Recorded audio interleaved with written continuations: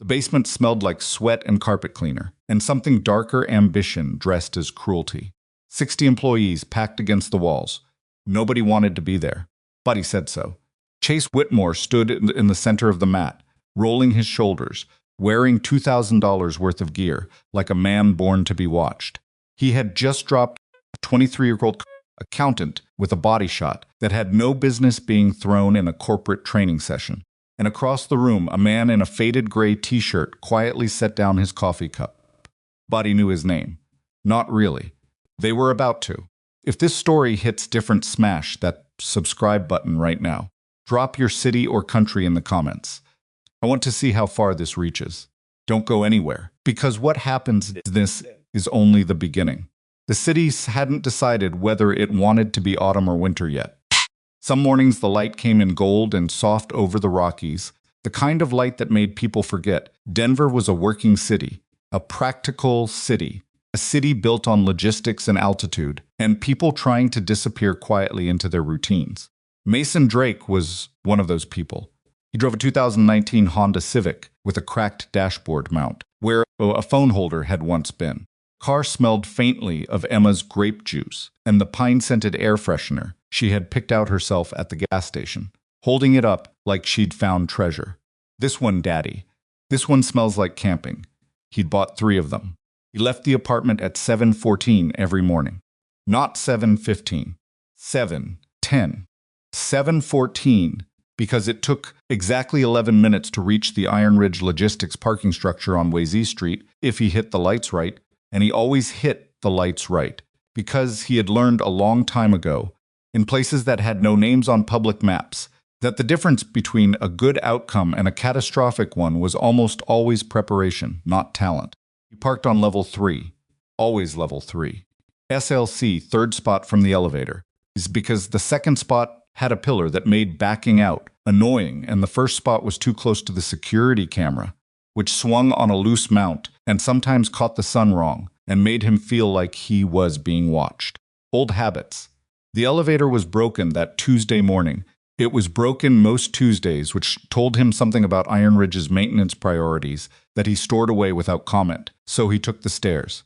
3 flights. Didn't grip the railing. Kept his breathing even without thinking about it.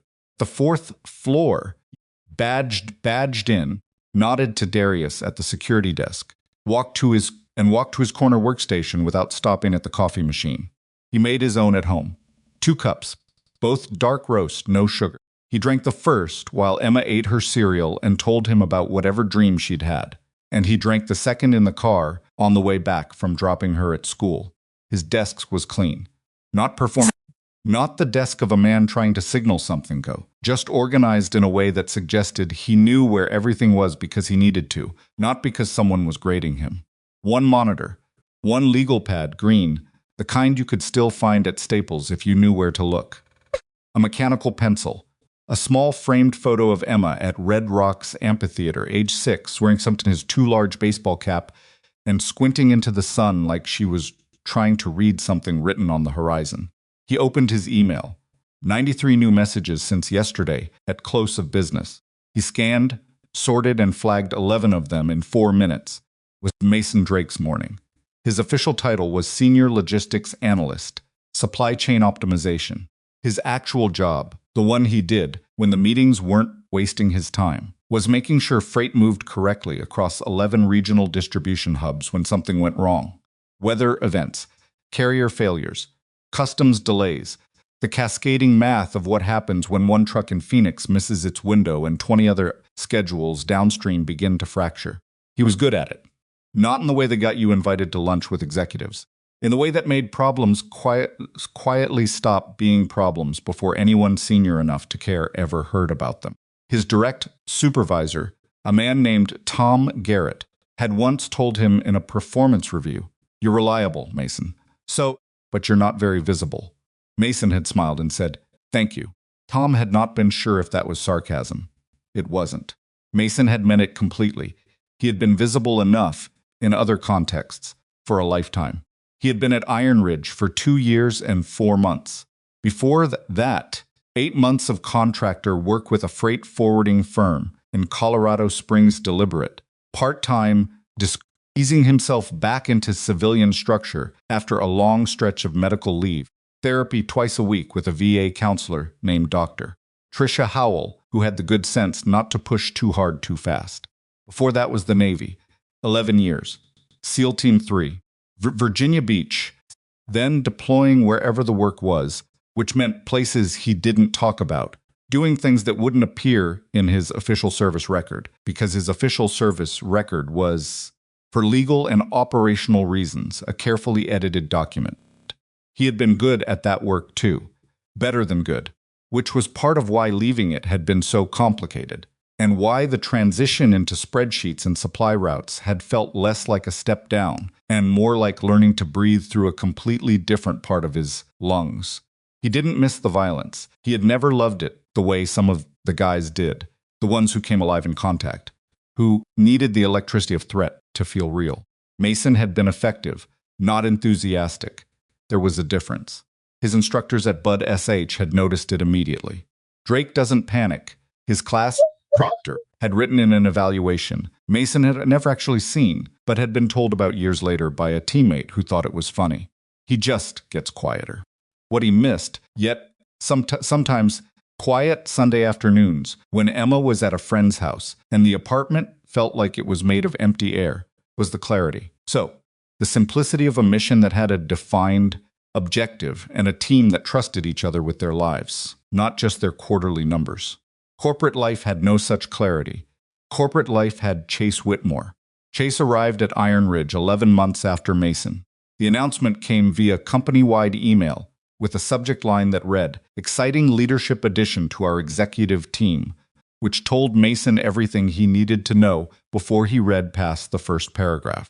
Richard Whitmore, the CEO and founder of Iron Ridge Logistics, had brought his 23-year-old son into the company as Director of Corporate Culture and Organizational Development, a title so aggressively vague it was practically a warning. Mason had read the email, closed it, returned to the freight routing model he was building for the Denver to Salt Lake corridor. He noticed Chase for the first time 3 weeks later in the elevator. Chase was tall 6'1", 6'2", and built in the way that expensive gym memberships and personal trainers build you. Symmetrically, aesthetically, yes, with the muscle distribution of someone who had never had to be strong for an operational reason. He had his father's jaw and his mother's eyes, and the effortless confidence of a man who had never once needed to question whether he belonged in a room. He was on his phone when Mason stepped into the elevator. He did not move to make space. Mason stepped around him without comment, pressed 4, and looked at the doors. Chase glanced over. That particular look, quick up-down inventory, conclusion reached in about half a second, was something Mason recognized. He had seen it in other contexts. It meant not relevant. Was fine. Mason preferred being not relevant. Combat training program started in February. Chase announced it in a Monday all-hands meeting that Mason attended from a seat in the back row. The stated rationale was resilience building and team cohesion phrases that had been clearly workshopped with someone marketing before being deployed in the conference room. The real function of the programs, which became obvious within the first 2 sessions, was that Chase Whitmore liked to fight and had found a way to make other people stand in front of him. He had trained in Muay Thai and Brazilian Jiu-Jitsu since he was 16. He was, genuinely, not terrible. He had good hands, fast reflexes, and the kind of aggression that worked very well against people who had no idea what they were doing. Of Iron Ridge's employees had no idea what they were doing. The sessions were held Friday afternoons in a basement space that had previously been used for storage and had been renovated badly, hastily into something resembling a training facility. Blue foam mats covered about half the concrete floor. A heavy bag hung from a ceiling bracket that wobbled slightly when struck. The lights were fluorescent, the kind that buzzed at a frequency that got into your teeth if you sat under them long enough. Attendance was strongly encouraged, which in Iron Ridge's corporate vocabulary meant that not attending required a reason your supervisor had approved in writing. Mason attended because the alternative created paperwork. He stood at the edge of the mats during those first sessions, arms crossed, watching, evaluating without appearing to evaluate. This was something he had gotten very good at over 11 years. The ability to absorb information about a space, about the people in it, about who was dangerous and who was performing danger, while giving the appearance of mild, distracted boredom. Chase noticed him watching once. "You planning on joining us, or are you just here to observe, Chief?" The word chief landed with specific weight of dismissal, dressed as a nickname, the kind of thing designed to make a man feel smaller in front of his coworkers, without providing anything specific enough to report to HR. "Observing," Mason said. Chase smiled. "Smart choice." He turned back to the mat. Mason went back to watching. The thing about Chase Whitmore was that he wasn't simply a bully in the generic cartoon sense of the term. That would have been simpler. A cartoon bully was easy to dismiss, easy to route around. Chase was more sophisticated than that, and more dangerous because of it. He understood hierarchy. He understood that the most effective humiliation was the kind administered publicly, not in a setting that had been structured to make resistance seem unreasonable. Friday sessions were functional, a theater, a controlled environment, where Chase had established the rules, owned the equipment, but the best gear, faced opponents who had been psychologically maneuvered into participation before they walked through the door. He didn't beat everyone. He let some people land shots. He was smart enough to understand that total dominance was less interesting, less useful, than strategic dominance appearing occasionally vulnerable before reasserting control. It made the outcome feel earned, rather than inevitable. But he was cruel in the specific, targeted way of someone who had identified which pain points produced the most interesting reactions. For Kevin Marsh, the 23-year-old accounts payable specialist, who had made the mistake of laughing once at something, Chase said that Chase did not intend to be funny. Pain point was physical humiliation in front of the women in the office who Kevin was transparently, desperately, trying to impress. Mason had watched it develop over 3 sessions before it came to a head. Kevin was smaller than Chase by 4 inches and about 30 pounds. He had zero martial arts background. What he had was a stubborn rookie pride, the kind that convinces young men that wanting to fight and being able to fight are the same thing, and a profound misreading of Chase's intentions. Chase had invited him onto the mat with a casual friendliness that Mason clocked immediately as predatory. "Come on, Kev. Show me what you've got." Kevin had stepped up. What followed was not training. It was 8 minutes of controlled, methodical humiliation. Chase, letting him swing, letting him get close enough to feel hope, and then dismantling him with the particular precision of a man who knew exactly how much damage to inflict to maximize immensurement without crossing into territory that required medical documentation. By the end, Kevin was on the mat with a bloody nose, one eye already purpling, the expression of a person, and the expression of a person who had just understood something about themselves they hadn't known before and desperately wished they hadn't found out in front of 40 coworkers. The room was quiet, the wrong kind of quiet, and Mason Drake, standing at the back of the room with his arms at his sides and his face doing nothing in particular, felt something shift inside his chest. He had recognized that quiet before. He had stood inside it, in actual combat zones, in the seconds after something went wrong that could not be taken back. It was the quiet of people who had just watched something happen that they knew was wrong, that they lacked the tools or the position to stop, and who would now carry the specific shame of their own silence. He knew that quiet better than he wanted to. That's enough. His own voice surprised him. Because he hadn't meant to say it, decision had been made, somewhere below conscious thought, in the part of him that was still always be, part trained to assess a situation and respond, but because of how it sounded in the room.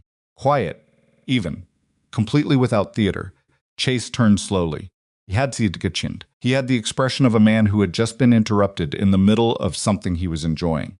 He looked across the room at the source of the voice, found Mason standing between 2 other employees near the back wall, and the expression shifted curiosity, mixing with the first faint trace of something that wasn't quite contempt, but was working its way there.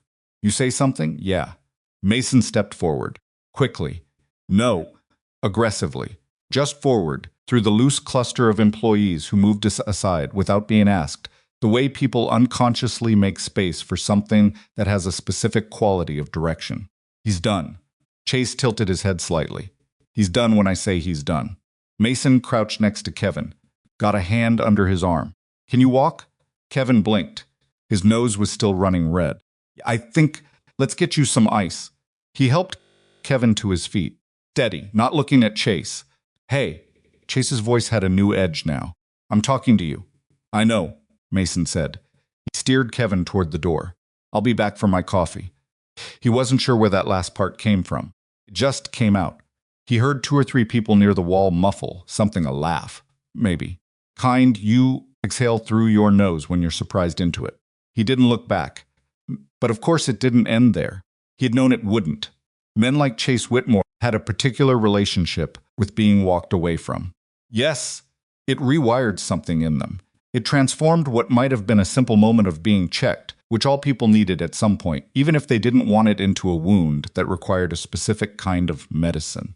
The medicine was always the same, making the person who had walked away pay a price visible enough to reestablish the original order.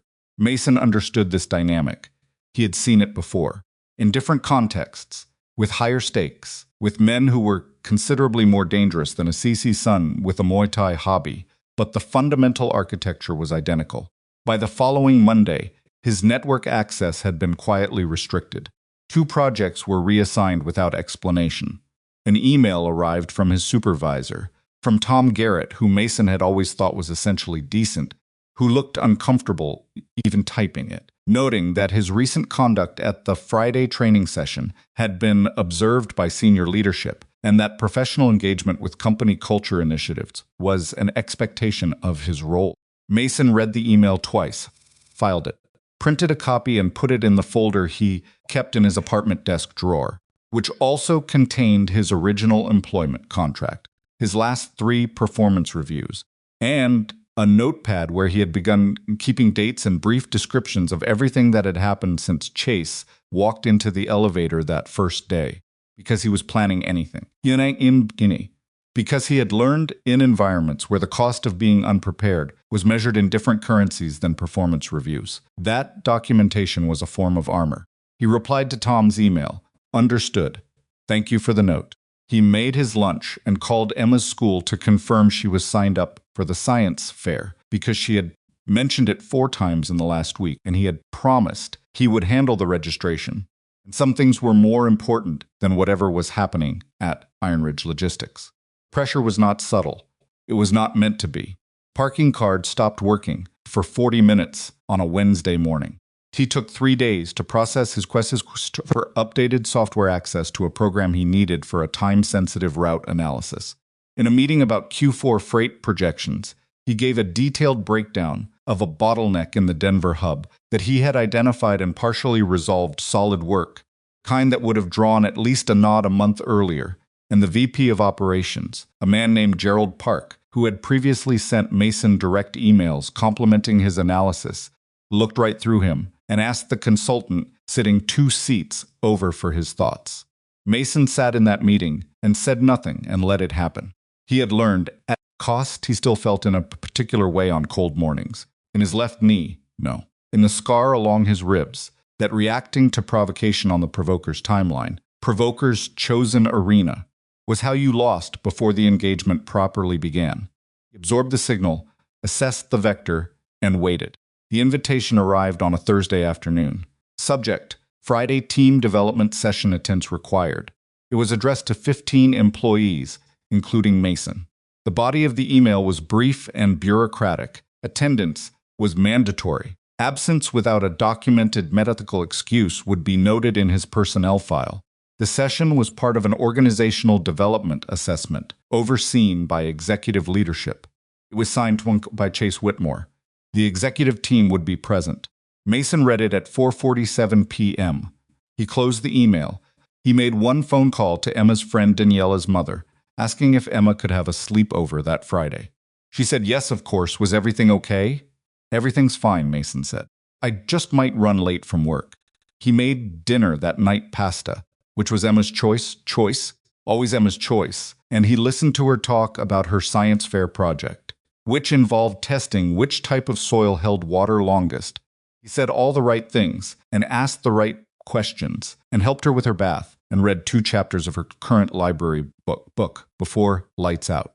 Then he sat in the kitchen in the quiet and drank a glass of water and thought about nothing in particular for a long time. That was a skill too. The ability to not think in the hours before something difficult had taken him years to develop.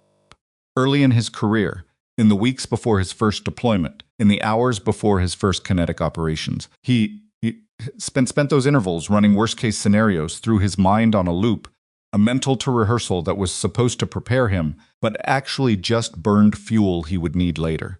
His master chief had corrected him on that. You've done the preparation. You've done the training. The time to work is over. Your brain doesn't know the difference between rehearsing a problem and living it. It burns the same cortisol either way. Stop rehearsing. Just be where you are. He had thought that was the most aggressively unhelpful advice he'd ever received. It had taken him about 4 years to understand that it was correct. So he sat in the kitchen. Emma was asleep. The apartment made its small sounds. The refrigerator cycling, a car outside on the street, someone's music 3 floors up. He finished his water, rinsed the glass, went to bed at 10. He slept. Friday arrived the way Fridays in November do in Denver, gray and committed. The sky the color of old concrete, a wind coming off the mountains that had no interest in your opinion of it. Mason dropped Emma at school, watched her run through the front doors without looking back, the particular competence of an 8-year-old who knows exactly where she belongs, and drove to Iron Ridge. He worked his normal day. At 3:45 p.m., he closed his files, backed up his current project to the shared drive with his access still granted, and walked to the basement. The room was already filling when he arrived. The mats had been rearranged, floor space cleared. Someone had set up folding chairs along the far wall, where 4 members of the executive team were arranging themselves with the particular body language of people who expected to be watching entertainment. Richard Whitmore was not there yet, but his empty chair, slightly larger than the others, positioned at the slight center of the row, announced him. Employees stood in clusters near the walls. So, Mason recognized the patterns of social avoidance positioning themselves near the exits, near each other, finding structural reasons to not be in the open space near the mats. Chase was already there. He was working combinations on the heavy bag, wearing full Muay Thai gear gloves, shin guards, headgear pushed back on his forehead like a crown. He moved well. Mason noted it objectively, the way he would note the elevation and wind direction before a long shot as information, not as intimidation. Chase saw him come in. He stopped working the bag. He smiled. Not a friendly smile. The smile of someone who had been anticipating something. Drake. He said it like he was tasting a word he'd been saving. Mason found a space near the wall, stood comfortably, and said nothing. Richard Whitmore arrived at 3:58. He was a large man, broad across the shoulders, gone somewhat soft in the middle, silver hair and the custom suit that projected the specific authority of a man who had built something real from nothing and had spent the last decade being told how impressive that was. He took his chair without looking at the employees lined against the walls. 4-0 exactly. Chase stepped into the center of the mat. "All right," he said, in the expansive tone of a man hosting a party in his own house. "Let's talk about who's going first today." His eyes moved across the room. Found Mason. "Actually, I've been thinking." He pulled his headgear down, buckled it under his chin. "We've had some people hanging back at these sessions. Observing." He let that word sit. "Today I want to change that." Silence. The fluorescent lights buzzed their single stupid note. "Drake." Chase pointed, not aggressively, almost casually, like a man pointing out something interesting. "Let's see what you've got." And Mason Drake felt, in the particular stillness that lived at the bottom of all that training, all those years, all that carefully constructed quiet, felt the specific sensation of a door opening. He looked at Chase Whitmore in the center of the mat. He looked at the 4 executives in their folding chairs.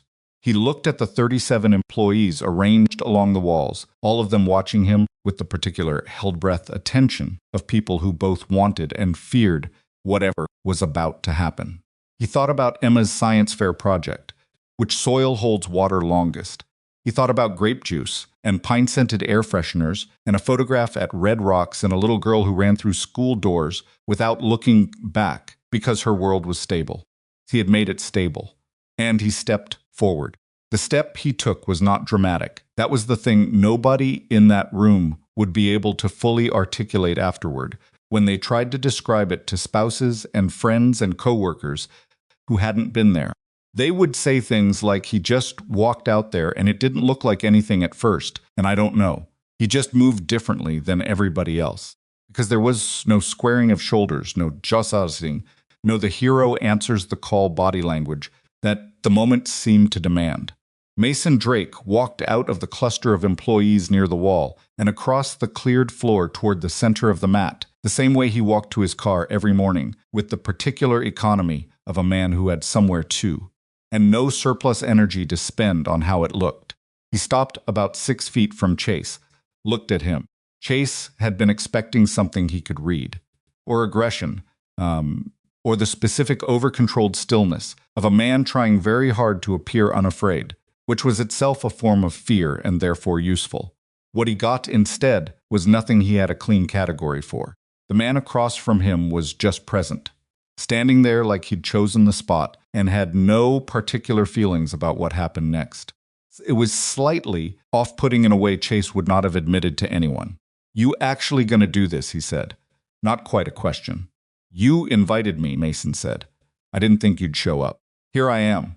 Chase looked him over the faded gray t-shirt, the plain navy sweatpants, the running shoes that had seen better years. Gloves? No wraps. No gear of any kind. He looked like a man who had wandered in from a building maintenance shift. "You want to borrow some gloves?" "I'm fine." That got a reaction from the room, a small collective intake, the sound of people recalibrating their expectations. Chase heard it. His jaw tightened slightly, the first tell, and Mason clocked it the way he clocked everything. Filed, waited, stored. "Your hands," Chase said, and shrugged, and raised his gloves. The executives in the folding chairs leaned forward in a synchronized way that none of them noticed. Richard Whitmore had arrived at some point in the last 2 minutes and taken his slightly larger chair at the center of the row. He sat with his forearms on his thighs and watched his son with the particular expression of a man who expected a specific outcome and considered that outcome settled. Chase moved first. He came in behind a jab clean, fast, well-practiced, the kind of opening that was designed less to land than to measure distance and force a reaction.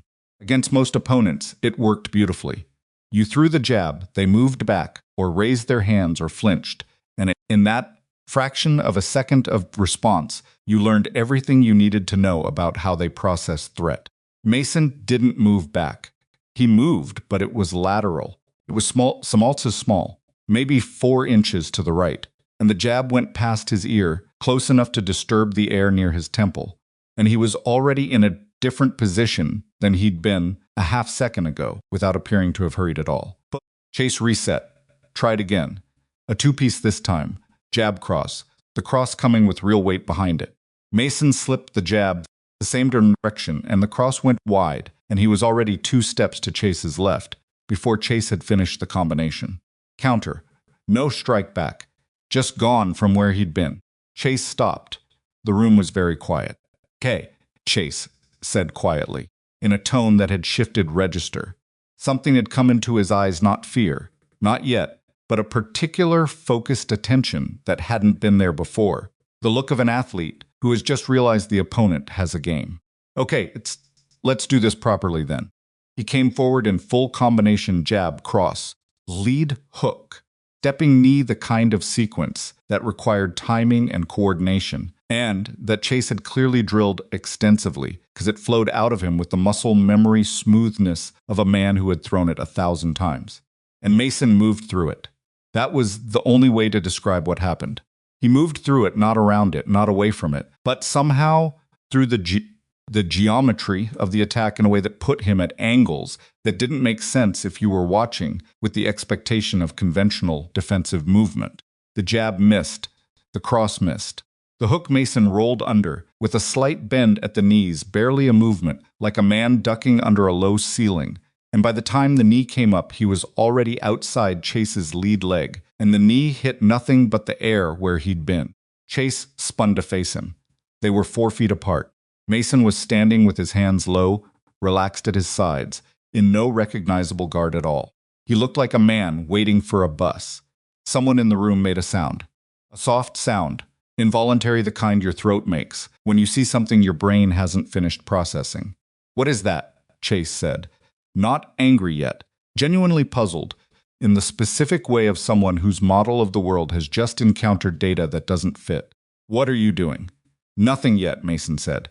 The yet landed in the room like a stone dropped in still water. Mason watched Chase absorb it, watched the puzzlement curdle into something harder, and thought, there it is. The moment a man who has spent his life winning realizes the playing field might not be what he thought it was. Some people at that moment found a gear they didn't know they had. Others got angry in ways that made them sloppy. He had a reasonable read on which kind Chase Whitmore was. Chase attacked.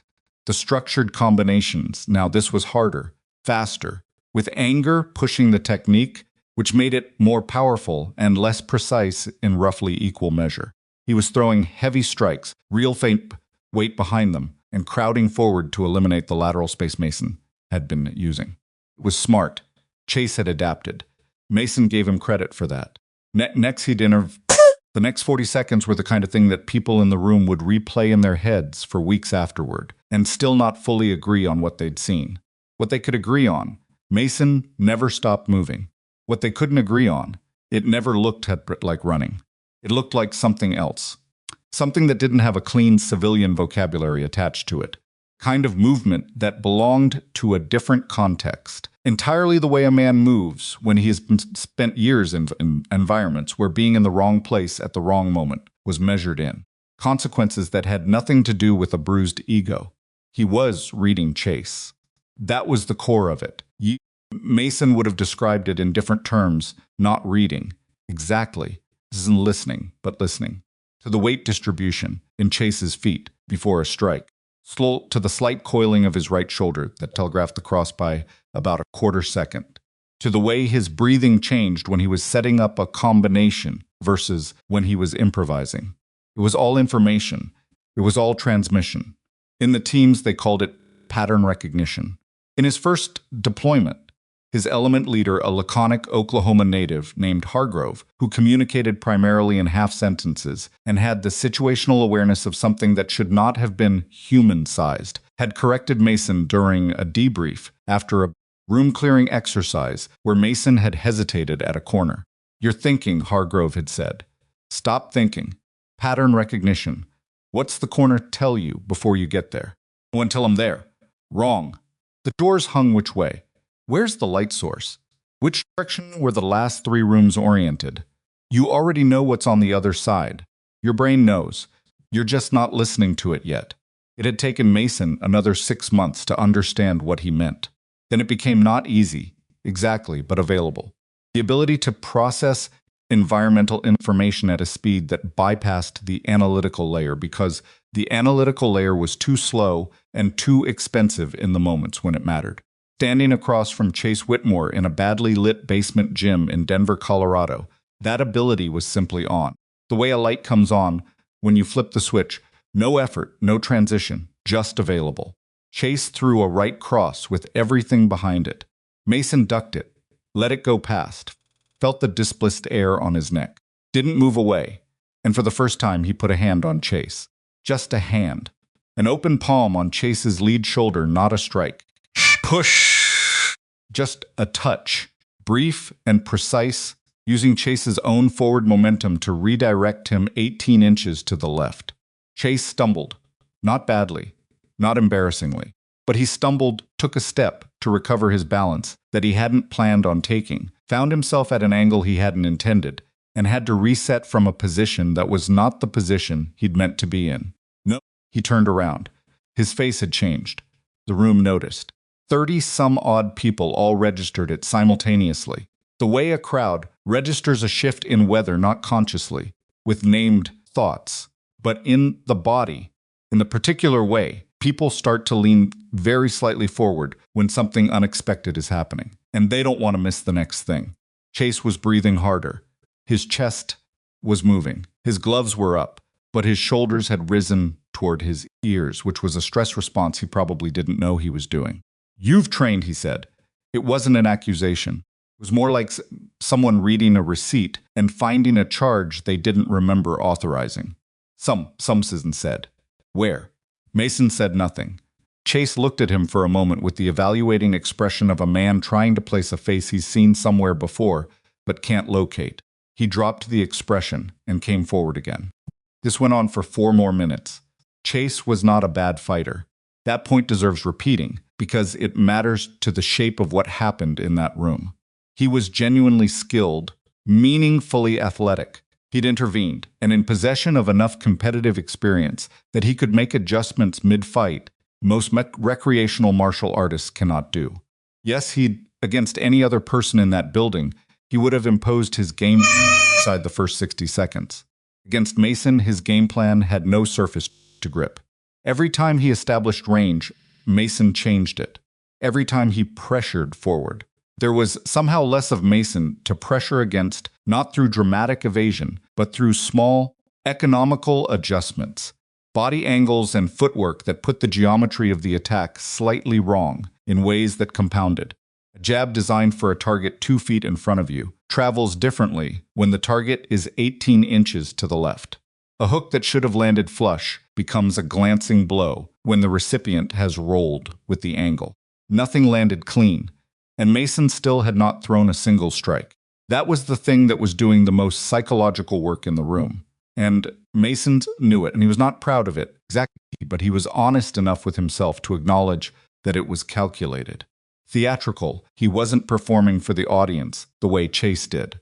But the restraint was itself a statement, and the statement was accumulating interest with every passing exchange. And the executives in their folding chairs were no longer leaning forward in anticipation of Chase's victory, but it's in something more complicated and less comfortable. Richard Whitmore had gone very still.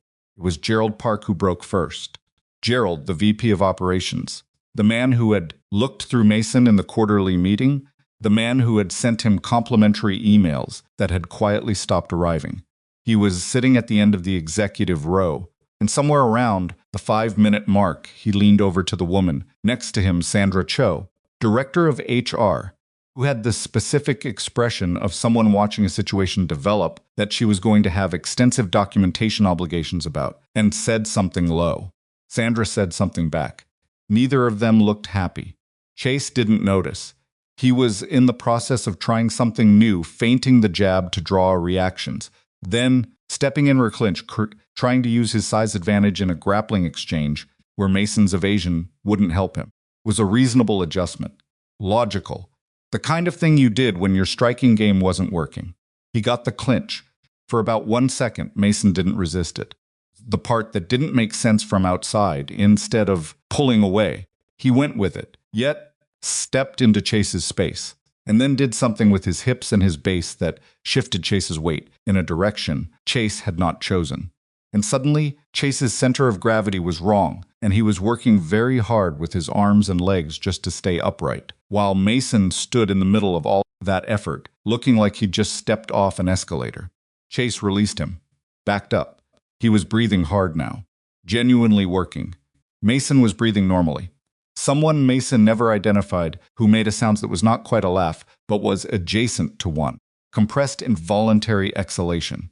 The kind you made when you saw a magic trick that you knew was a trick, but still couldn't explain. Chase heard it. His face did something complex and fast, a flicker of several things, none of them good, and then went flat. That flatness was more concerning than the anger had been. Mason recognized it. He had seen men get flat like that in the field, in the moment when they stopped trying to win and started trying to not lose in the most extreme possible definition of that phrase. "Stop moving," Chase said. "I'm not moving that much." "What I mean?" "Come and get me," Mason said, simply. "I'm right here." Something shifted in the room's atmosphere. The air changed quality. Mason felt it the way he felt weather changes in his chest, in the back of his neck and the particular attention of his nervous system that did not have a civilian name, but it was different. Chase came. The technique was this time. He still had good hands, still moved well, but the intention behind it had changed. There was something in it now that had not been there before, something that had pushed past competition and into territory that Mason had recognized in other contexts. The territory of a man who needed to hurt someone because the alternative was a self-image that didn't hold together. Strikes were heavier, sloppier, more committed in the specific way that made them more dangerous, not because they were better, but because a man throwing with genuine malice and no reservations was capable of doing real damage if even one of them caught you wrong. Mason moved, slipped, changed angles, and then chased through the elbow. Spinning elbow, the kind of technique that was banned in most regulated competition for very good reasons, kind that came out of rotation and blind angles and was designed specifically to land on parts of the skull that human beings did not have significant bone protection over. It was not a training technique. It was not a sparring technique. It was the kind of thing you threw when you stopped caring about the context you were in. Mason read it, the shoulder winding up, the hips loading, and he moved to slip it, got most of the way there. Most of the way. The elbow caught the top of his left cheekbone, not flush. Yesing, some glancing. The difference between a car accident and a car accident. But the force was enough, and the edge of the glove's hard cuff opened a cut above his cheekbone that started bleeding immediately. Mason stopped moving. He raised one hand to his face, touched the cut with two fingers. Kop ifti ginger. Looked at the blood on his fingertips in the way a man looks at something he's been keeping a careful eye on and has now confirmed. The room was silent in a way it had not been before. A different silence. The previous silence had been the silence of people watching something surprising. This one was the silence of people watching something cross a line. Sandra Cho had her phone out. Gerald Park's hand was on his knee, gripping.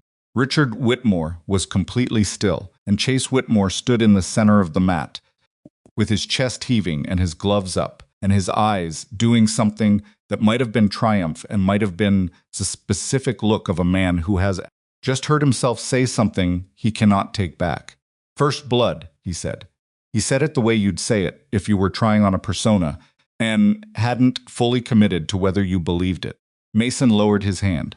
He looked at Chase Whitmore.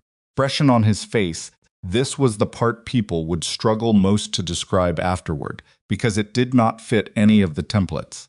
It was not anger, it was not pain, it was not the focused aggression of a man psyching himself up. It was something quieter and more complete than any of those things. The expression of a man who has just finished making a decision that he had been carefully not making for a long time and has now made it, and finds it simpler than expected. He adjusted his feet, subtly, almost imperceptibly. Chase saw it, because Chase was looking very closely at this point, the way you look closely at something when you'd stop being sure of what it was. His hands moved slightly.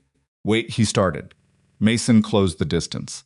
Running, walking fast, with purpose. No, the way that covered space, without telegraphing through a wind-up. And Chase threw a jab because it was the correct response and it was too slow, and Mason was already past it. Inside his range, in the space where Chase's reach was irrelevant and size was irrelevant, and all the hours on the heavy bag were irrelevant. In the space that CQB instructors called the dead zone, and that Mason had spent years learning to enter and control. What happened in the next 4 seconds was not elegant. It was not the choreography of a well-shot action sequence. It was fast and ugly, and it involved Mason getting both of Chase's arms occupied simultaneously while doing something with his right foot to Chase's lead ankle that removed the structural option of planting, and then the geometry simply resolved. Chase was going down. And the question was only how, and Mason chose how, which meant Chase arrived on the mat without his skull hitting it, which was a choice Mason made consciously and quickly in that 4-second window. Chase was on his back. Mason was on top of him in a control position, not a flashy submission, nothing that required naming, just a weight distribution and a limb arrangement that made standing up very complicated and escape essentially theoretical. Chase struggled for about 3 seconds. Then his hand opened, tapped the mat once, twice, firmly, Mason stayed in position for exactly 2 seconds after the tap, long enough to be sure it was a tap and not a spasm, and then stood up. He stepped back. The room looked like a photograph that someone had taken of people in the middle of reacting to something, and then frozen, slightly open. Bodies canted forward, eyes wide, with the particular expression of people who have witnessed something that does not fit the story they thought they were inside. Sat up slowly. He pulled his headgear off with one hand. Set it on the mat. He was looking at the floor in front of him with the expression of a man doing rapid internal inventory, checking what was broken, what was only bruised, what had changed that could not be unchanged. There was blood on Mason's face. The cut was still running, slow and steady, down his cheekbone. There was something worse on Chase's face. Not a physical injury. The specific look of a person who has just had the architecture of their self-understanding significantly revised in front of 40 witnesses, and knows it, and has not yet found the story they are going to tell about it. Richard Whitmore was standing. He had risen from his chair at some point in the last 4 seconds, no one had noticed when, and he was standing at the edge of the mat, with his face doing things that his PR instincts and his CEO training and his decades of learned boardroom composure were fighting very hard to contain and not fully succeeding. His son was sitting on the mat. The insignificant logistics analyst was standing over him, and 37 employees were watching. Mason reached down, picked up the towel that had been left at the edge of the mat, pressed it to his cheek. Then he looked at Richard Whitmore with the calm, level attention of a man who has said everything he needed to say without opening his mouth, and is content to let that be enough. Richard's face worked. His mouth opened, and the room leaned forward again. All of it, every person. No, yes, intervened, because whatever came out of Richard Whitmore's mouth in the next 5 seconds was going to determine the shape of everything that followed. Richard said. His voice had a texture to it, not quite shaking, but dense with contained pressure. The vocal quality of a man suppressing something large through sheer will.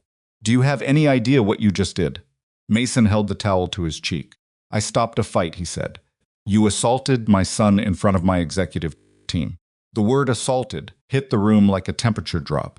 Several people looked at each other. Sandra Cho was typing something on her phone without looking at the screen. Your son threw an illegal elbow, Mason said, without any particular emphasis. At a mandatory corporate event. You are on very thin ice, Drake. Okay.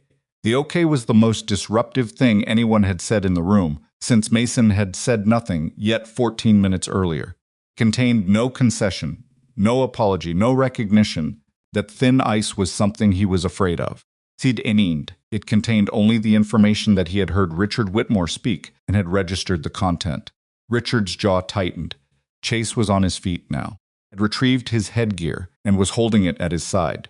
There was something strange in his expression, not anger anymore, the performing confidence of before, but something stripped down and tired. The expression intervened, the expression of a young man who had pushed through a door he had been warned not to push through and fetch him something. On the other side he had not prepared for, and did not know what to do with. He looked at Mason. Mason looked back. Neither of them said anything. This isn't over, Richard said. This conversation is not over, and your conduct is not something we're going to simply can wait until Monday, Mason said. He lowered the towel from his cheek, checked it, pressed it back. I need to get this looked at. He turned and walked toward the door. Buddy moved to stop him. Not because they were afraid of him. Exactly, though some of them were, and would be honest about it later in the privacy of separate conversations. Because the particular quality of a man who has decided to leave a room and has no uncertainty about leaving it is a very difficult thing to physically argue with, and everyone in that room was still processing what they had just watched, and by the time they finished processing it, Mason Drake was already through the door and gone. The basement was quiet. Chase sat back down on the mat. He sat cross-legged, headgear in his lap, staring at the blue foam under him. Went to him, and he did not ask anyone to, and the executives looked at each other, and at Richard, and Richard looked at the empty doorway. The fluorescent lights buzzed on, indifferent to all of it. Outside in the stairwell, Mason pulled the towel away from his face. Cut was slowing. Superficial, it had felt superficial when it happened, which was why he hadn't stopped and it would need cleaned out. And maybe one or two stairy strips, but nothing beyond that. He took the stairs up, all 4 flights, didn't grip the railing.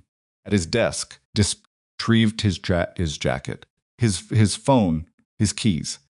He shut down his computer and picked up the small framed photo of Emma at Red Rocks. He stood there for a moment, holding it, looking at her squinting face under his too large cap. Then he put it in his jacket pocket and walked to the elevator. The elevator was, for once, working. He rode it down to the lobby, nodded to Darius at the security desk, pushed through the glass doors, and stepped out into the cold Denver November air with blood drying on his cheek and his daughter's photograph in his pocket, and the very clear sense that whatever quiet life he had been building here was longer going to be available in its current form. The mountains were invisible in the cloud cover. He walked to his car. The drive to the urgent care clinic took 11 minutes. He spent them thinking about Emma's science fair project. Which soil holds water longest? Probably the clay-heavy soil. But the experiment was the point. The answer, he had told her that, and she had given him the particular look she sometimes gave him that suggested she already knew more than she was letting on. He parked. He sat in the car for a moment with his hands on the wheel. Then he got out, walked inside, and waited his turn. The urgent care clinic on Colfax smelled like antiseptic and old coffee, and the particular exhaustion of a Friday evening, when the week's accumulated damage finally presented itself for treatment. Mason sat in a plastic chair in the waiting area for 22 minutes. He knew because there was a clock on the wall across from him, one of those institutional clocks, with a second hand that moved in discrete ticks rather than a sweep, which he had always found slightly maddening, and he tracked it the way he tracked most things, without meaning to, without being able to stop. Cut on his cheek had slowed to nothing by the time a nurse called his name. She was efficient and matter-of-fact in the way of someone who had seen everything and ranked this particular injury fairly low on the evening's complexity scale. She cleaned the wound with something that stung, confirmed it didn't need stitches, applied 2 steri strips with practiced precision, and gave him a small packet of antibiotic ointment and discharge instructions he didn't need to read. "Bar fight?" she asked, without particular judgment. "Work thing," Mason said. She looked at him for a moment in the way medical people sometimes looked at people who said things like that, a brief professional assessment of whether follow-up questions were warranted, and then decided they weren't.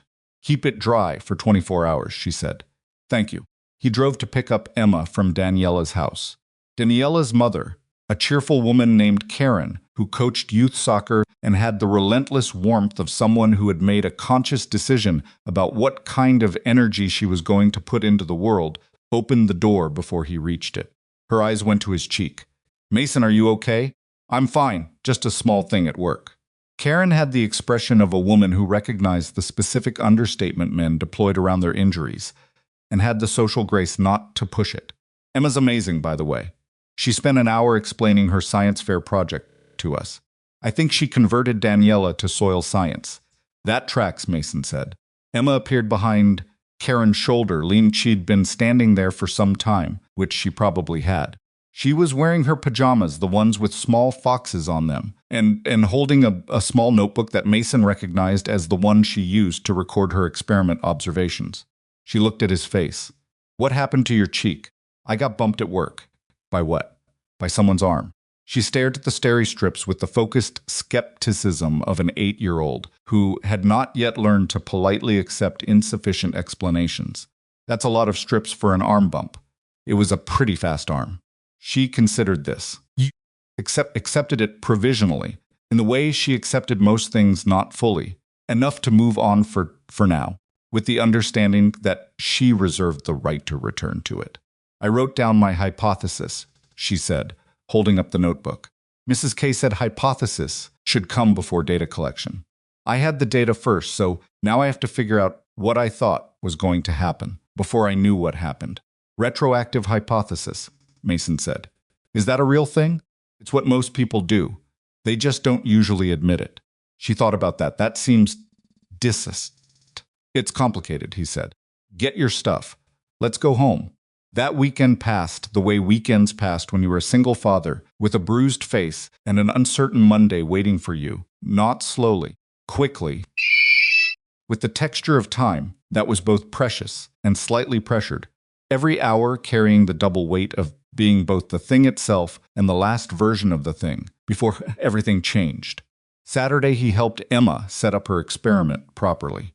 They bought 3 types of soil from the garden center: potting mix, clay-heavy garden soil, sandy topsoil, and arranged them in identical containers on the kitchen table, with a level of precision that Emma took very seriously, and Mason took seriously because Emma did.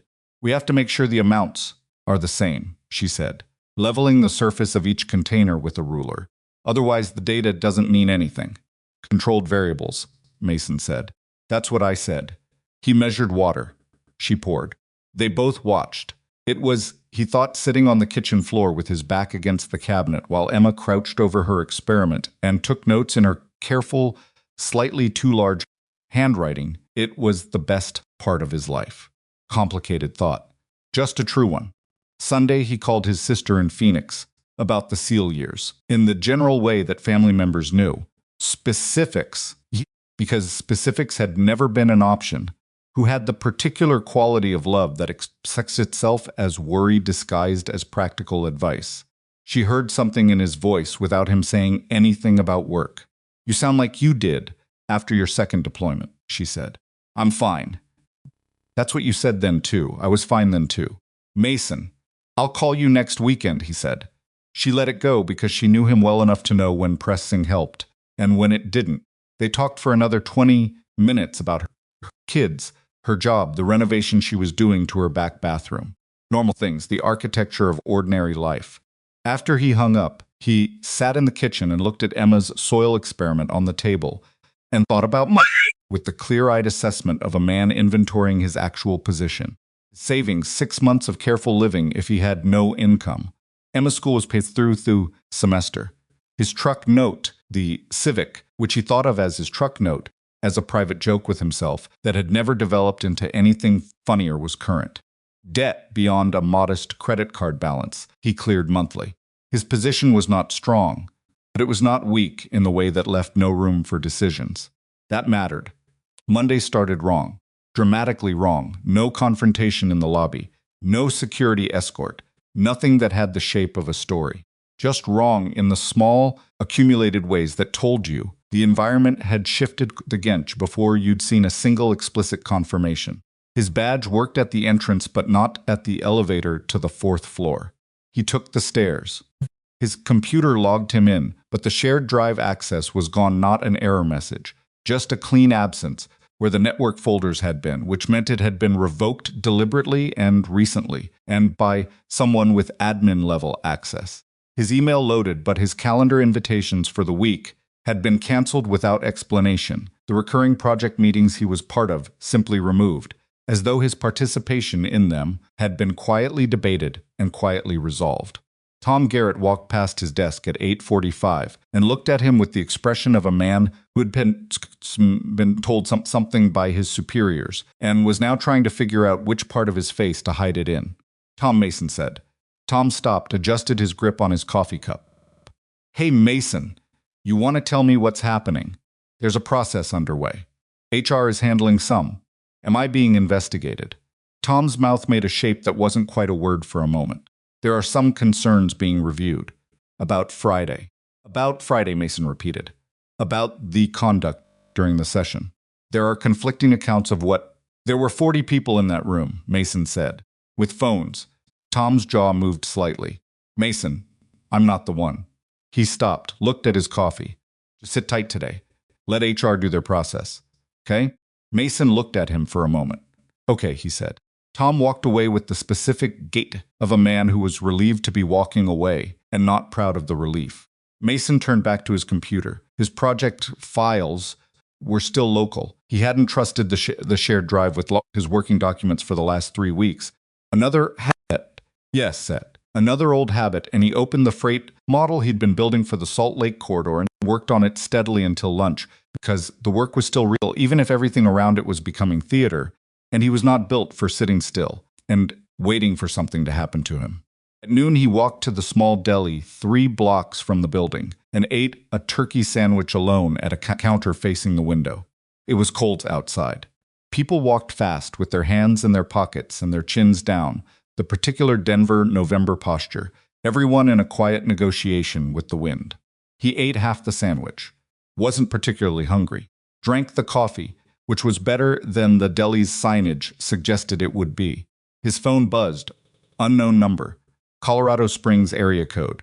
He looked at it for a moment, then set it down. If it was important, they'd leave a message. They left a message. He listened to it walking back to the office, collar up against the wind, and the message was brief and bureaucratic and used the phrase personnel action twice, and the phrase your employment status once. Yes.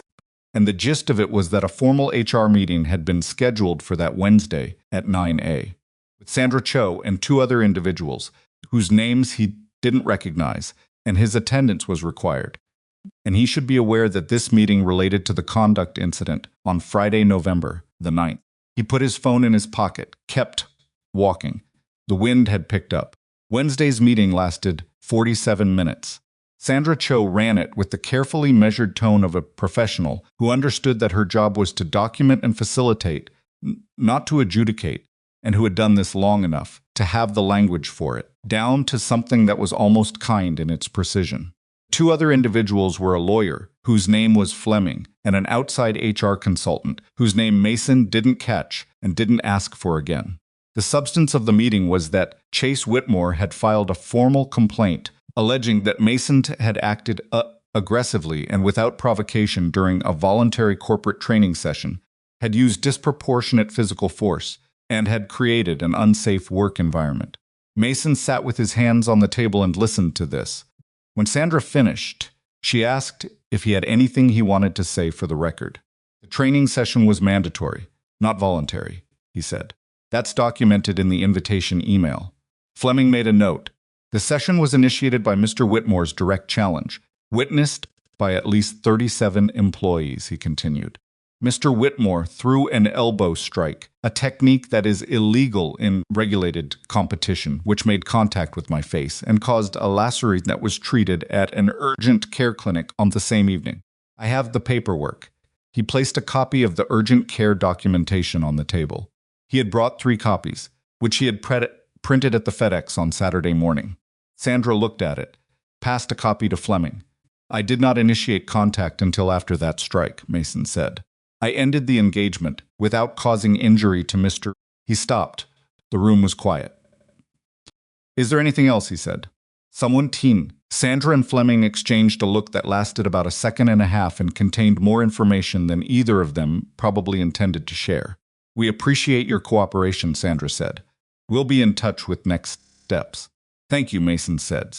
He drove back to the office, parked on level 3, took the stairs. The next steps arrived Thursday afternoon via email. The subject line was formal and anodyne employment status update action required, and the body of it was dense with HR language that was designed to be technically precise and practically difficult to read. But the content, extracted from the institutional packaging, was this: Mason Drake was being placed on administrative leave, pending completion of the conduct investigation, effective immediately, and he was asked to return his access credentials and remove his personal items from his workspace by end of business Friday. He read it at his desk. Read it again. Then he forwarded it to his personal email, closed the window, and began making a list. The list was not a to-do list, exactly. It was more like an inventory, the kind you made when you were assessing a situation that had moved faster than anticipated, and you needed to understand your actual position before deciding your next move. He wrote it in his green legal pad with his mechanical pencil in small, clear handwriting, and it contained his financial position, his documentation of everything that had happened since February, his assessment of the legal avenues available to him, and 3 names former colleagues from Iron Ridge, from before Iron Ridge, that he thought might be worth a call. He was on his second page of notes when his desk phone rang. Internal line. He looked at the number. Richard Whitmore's direct extension. Picked it up. Drake, Richard said. He was using the voice he used in board meetings, controlled, even with the specific gravity of a man who had decided to be magnanimous, which was its own kind of pressure. I'd like you to come to my office. Now? Now. Mason put down his pencil. On my way. Richard Whitmore's office occupied the corner of the 6th floor that caught the mountain view on clear days. No. Today was not a clear day. The Rockies were completely invisible behind cloud cover, so the floor-to-ceiling windows looked out onto a gray middle distance that could have been anywhere.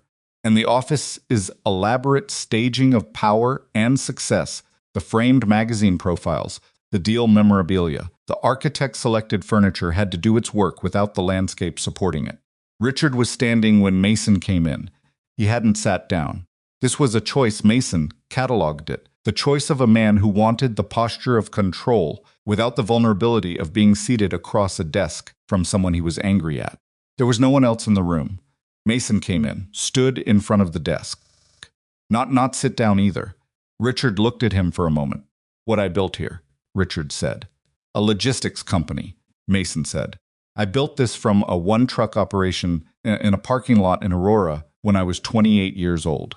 For 15 years, I worked 18-hour days, and I made decisions that people told me were wrong, and I made them anyway, and I was right. This company employs 412 people, 412 families. Mason said nothing, and you, Richard said, with a particular emphasis that compressed a significant amount of feeling into a single syllable, have put all of that at risk because of a gym session. I don't think that's an accurate description of what happened. You attacked my son. Your son attacked me first. Illegally. At a mandatory event he created and controlled. Richard's face moved. Chase has trained in martial arts since he was a kid. He made a mistake with the elbow, he knows that, but he was provoked. By what? By your attitude. By the way you were standing there every session, watching, like he stopped. His jaw worked, like you were judging everyone. I was watching a young man systematically humiliate your employees at mandatory events, Mason said. Word for that was attitude. The room was very quiet. Richard walked to the window, stood with his back to Mason for a moment, looking at the gray middle distance that told him nothing. No. I'm going to be direct with you, Richard said without turning around. The investigation will conclude that your conduct was actionable. That's not a prediction. That's information. I understand. You can resign. Today, we'll process your final pay, provide a neutral reference, and this stops here. Mason looked at Richard Whitmore's back, at the invisible mountains behind the glass. At the frame profile on the wall, Richard Whitmore, building Colorado's logistics future, from a business magazine 4 years ago, showing a younger Richard, smiling with his arms crossed in front of a warehouse that didn't have 412 employees yet and was probably better for it. Or Richard said, turning back around. He was trying for reasonable. He had the architecture of it, the measured tone, the practical framing, but there was something underneath it that kept disrupting the surface. Or we can make this very difficult, for a very long time. Mason looked at him. There's a third option, Mason said. Richard waited. You look at what your son has done to your employees for the last 11 months, and you decide whether that's the company you want to run. He paused. That's it. That's the option. Richard's expression did something complicated. I know anything about running a company. I know something about what happens when leadership decides that one person's comfort matters more than everyone else's safety, Mason said. I've seen what that produces. In different contexts. Different contexts. Richard's voice had an edge now, a probing quality. What does that mean? Mason said nothing. What did you do before logistics, Drake? Because I looked at your file. 8 months at a freight company in Colorado Springs. Before that gap, long medical leave, VA benefits, which means military. He tilted his head. What branch? Silence. What branch? Richard repeated. Navy, Mason said. This rate, Mason corrected quietly. The correction itself was information. Richard registered it. His eyes shifted fractionally, a micro-expression of recalculation. What rate? Mason looked at him for a moment. The administrative leave is fine, he said. I'll clear my desk today. He turned toward the door. I'm not finished, Richard said, and there was enough genuine authority in it that it might have stopped other men. Mason turned back. I am, he said. He cleared his desk in 11 minutes. There was not much to take the photo of Emma. The green legal pad with 3 pages of notes, his mechanical pencil, a spare phone charger, a paperback novel he had been working through slowly during lunch breaks. He put them in the canvas bag he kept in the bottom drawer and moved through the process with the same economy he brought to everything, not fast enough to seem rattled, not slow enough to seem like performance. People watched, not overtly. The particular corporate watching eyes that didn't quite meet yours, attention directed at screens or papers, while peripheral vision tracked everything. He was aware of it the way he was aware of most things in a room, and he neither hurried nor slowed for it. Tom Garrett was at his desk as Mason passed. Tom started to say something. Mason stopped, waited. Tom looked at his hands. "I'm sorry," he said quietly. There were things I should have handled differently." Mason considered this. "Yeah," he said, "probably." He kept walking. At the elevator, he pressed the button and waited, and the elevator came, and he wrote it down in silence and crossed the lobby and nodded to security to Darius at the security desk for what he understood might be the last time. Darius looked at the canvas bag, looked at Mason's face. He was a large, quiet man who had been at the security desk for 6 years longer than Mason had been at Iron Ridge, and he had the particular intelligence of people who spent their days observing without being observed. "You leaving?" Darius said. "For now." Darius nodded slowly. "You should know something." Mason stopped. "A lot of people talked to HR today," Darius said evenly. "Just the ones they invited. A lot of people went on their own, asked to give statements."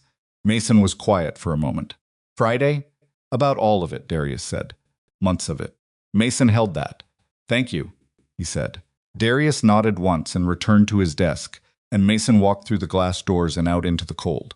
Parking structure was quiet, in the way public structures are quiet in the middle of a workday, the ambient mechanical silence of concrete and parked cars, and the distant sound of the city going about its business at street level. Mason walked up the ramp to level 3 and down the aisle to his spot and put his canvas bag, compete to the trunk, and stood for a moment with his hand on the lid before he closed it. The mountains were still invisible. He got in the car, sat, didn't start it immediately. The urgent care paperwork was in the glove box. The folder with his documentation was at home in his desk drawer. His legal pad was in the canvas bag in the trunk.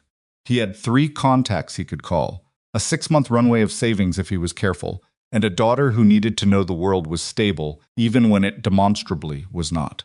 He started the car. He drove to Emma's school. It was 11:40. She was still in class and sat in the parking lot for a while and watched parents arrive at kindergarten early release and thought about what he was going to say to her tonight about work, which was that things were changing, but changing was okay, and they were fine. Both of those things were true. He was thinking about this, about the shape of the conversation, the right words, the way she would look at him, and read his face for what wasn't in the words when his phone buzzed again. Same Colorado Springs area code as before. This time he answered. "Drake," said the voice on the other end. Male, middle-aged, with the compressed precision of someone who had spent decades saying exactly what they meant and no more. "My name is Harlan Briggs. I run a company called Meridian Response Solutions. We're based out of Colorado Springs, but our operations are national." Mason said, "But I know you, or I know someone who knows you, which for my purposes is usually close enough." A brief pause. "You have a few minutes?" Mason looked at the school parking lot. Kindergartner in a red coat was being lifted by her mother near the front entrance, laughing at something. "I have some time," Mason said. "Good," Briggs said. "Because I've been trying to find someone with your particular combination of skills for about 8 months. And I just heard you might be available." Mason was quiet. "What kind of company is Meridian Response Solutions?" he said. "Kind that moves things to places they desperately need to be when everything else has stopped working," Briggs said. "Roads out, comms down, weather events, infrastructure collapse, mass casualty logistics. The last mile, when the last mile is the only mile that matters." The school bell was inaudible from the parking lot, but Mason tracked the time instinctively. Emma would be out in 40 minutes. "I'm listening," Mason said. "I know your background," Briggs said. "The parts that are in any file. The other parts. What you were capable of, and I have a reasonable guess about what you've been doing with it since, which is probably something that didn't use it enough." He paused. Am I wrong? Mason thought about freight routing models and quarterly projections, and a parking spot on level 3 of a building he had just walked out of for what he suspected was the last time. He said, "Then let me ask you something," Briggs said. "When's the last time the work you did actually mattered? To real people. In real time." The question sat in the car with Mason for a moment, filling the space. Outside, the woman in the red coat was walking her daughter toward a minivan, the child still laughing, the sound carrying thin and clear in the cold air. "Been a while," Mason said. "Yeah," Briggs said, in the tone of a man who knew what that felt like. Figured. The minivan's door slid shut. The parking lot went quiet. Mason watched the space where they'd been. "Sup?" Harlan Briggs, that belonged to Impress-Pew, had stopped trying to impress people sometime in his early 40s and found the experience liberating. He talked for 11 minutes without asking Mason to commit to anything, which Mason appreciated.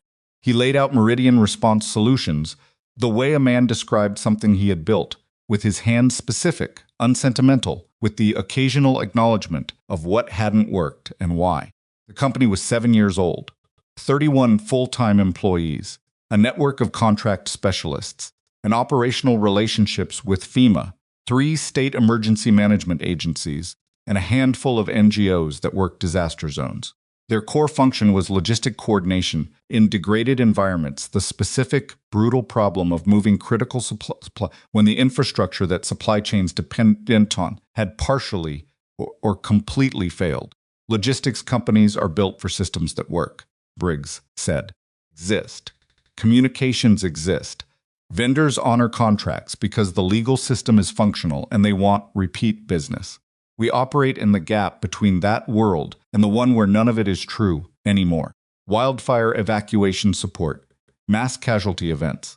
We had a team in eastern Kentucky 2 years ago during the flooding there, roads out, cell towers down, hospitals running on generators. We were moving dialysis supplies and insulin and blood product by ATV and inflatable boat for 9 days. Mason was listening. The work is not glamorous, Briggs continued. It is frequently cold and wet, and the hours are catastrophic, and you spend a significant portion of your time arguing with bureaucrats about paperwork, while people need things that are sitting in a warehouse 40 miles away. But the things get there. That part, the part where the things actually get there, that part matters. He paused. "You still there?" "Still here," Mason said. "Because here's the part I actually called about. A sound of papers, or a chair moving. I need a director of field operations. The person I had, 12-year employee, good man, genuinely good. He had a cardiac event in September. He's okay, he's going to be okay, but he's not coming back to field work, and I'm not going to ask him to. I need someone who can coordinate supply operations in active chaos, who can assess a situation on the ground, make rapid resource decisions with incomplete information, and manage a team that is exhausted and scared and still has to perform." He paused. "That description probably sounds familiar." "It does," Mason said. "Person who recommended you, I won't say who without their permission, but if you think about people from your Navy years who went into emergency management, you'll probably figure it out." They told me 2 things. That you were the best situational analyst they'd ever worked alongside. 2, that you'd probably been wasting that in a spreadsheet job somewhere and wouldn't want to admit it. Mason looked at the empty parking space where the minivan had been. "They weren't wrong," he said. "No, I didn't think so." Briggs's tone shifted slightly, still direct, but with something added. "I also heard about Friday. About what happened at your company." Mason was quiet. "It's not my business," Briggs said. "I mention it only because I want to be clear that it doesn't concern me professionally. What concerns me professionally is whether you can coordinate emergency logistics under pressure. Everything else is noise. You don't know the details." "I know enough.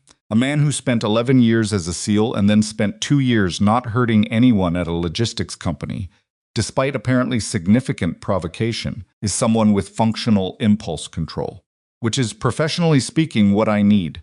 Mason almost smiled. "Almost. When would this start?" he said. "That depends on how long you need to get your situation squared away," Briggs said. "We're not in an active deployment right now.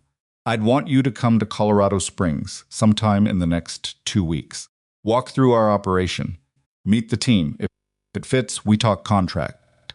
If it doesn't, no harm. I can do that, Mason said. Pause.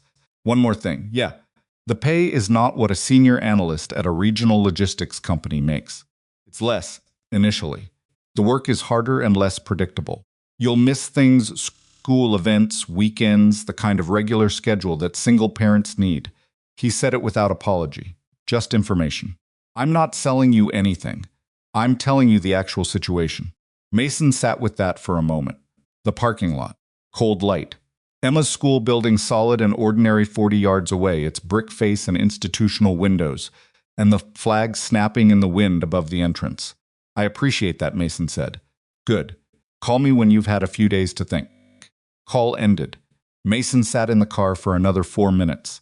He drove home, made lunch he didn't eat much of, and spent the afternoon working through his documentation, with the methodical attention of a man preparing a position for someone else to evaluate, because he had decided, sometime between Richard Whitmore's office and this parking lot, that whatever happened at Iron Ridge was going to be handled completely and correctly before he walked away from it in any direction. Call from Sandra Cho's office came Tuesday morning. Sandra herself, her assistant, a young man named Phil, who had the carefully neutral voice of someone relaying information he had been specifically instructed not to editorialize about. The message was that the HR investigation had concluded and that Mason was asked to come in Thursday at 2 p. for a final meeting. Is this the termination meeting? Mason said. Phil's neutral voice held. I've been asked to confirm your attendance for Thursday at 2. I'll be there, Mason said. He called the employment attorney he had found Monday through a referral from a friend who had gone through a wrongful termination case 3 years earlier. Her name was Dana Kowalczyk, and she practiced out of a small office in Capitol Hill and had the manner of someone who had been underestimated professionally enough times that she had stopped being bothered by it and started finding it useful. He summarized the situation in minutes. She asked 4 questions, precise ones, the kind that went directly to the structural issues rather than the narrative texture. You have documentation of the mandatory nature of the sessions. Copies of all emails. Originals still in my work inbox. The urgent care record for the injury sustained from the illegal strike. Witnesses who can confirm your account of the sequence of events. At least 30 people were in the room. I've been told a number of them voluntarily gave statements to Iron Ridge HR about the conduct generally, or specifically about Friday. I think. A pause. Keys on a keyboard. The administrative leave and credential revocation happened how quickly after the incident? Within 72 hours. The credential issue started Monday morning, before any formal HR process was initiated. That's a problem for them, she said in the tone of someone making a factual observation, rather than a prediction. Retaliatory administrative action predating investigation protocol, combined with the documented pattern of conduct by the individual whose complaint triggered the process. She stopped typing. What do you want out of Thursday's meeting, Mason? He thought about it honestly. I want a clear account of what happened on the record, he said. I want it documented that their conduct program was coercive and resulted in injury. He'd intervened, and I want a separation agreement that doesn't require me to sign away anything that prevents me from speaking about what happened, if it becomes legally relevant. You're not asking for reinstatement, no. Why not? Because I don't want to go back, he said. Not because I can't. I just don't want to. Dana was quiet for a moment. That's actually a better position to negotiate from, she said. People who want reinstatement are negotiating from need. You're negotiating from principle, which is different. Can you be there Thursday? I can be there Thursday, she said.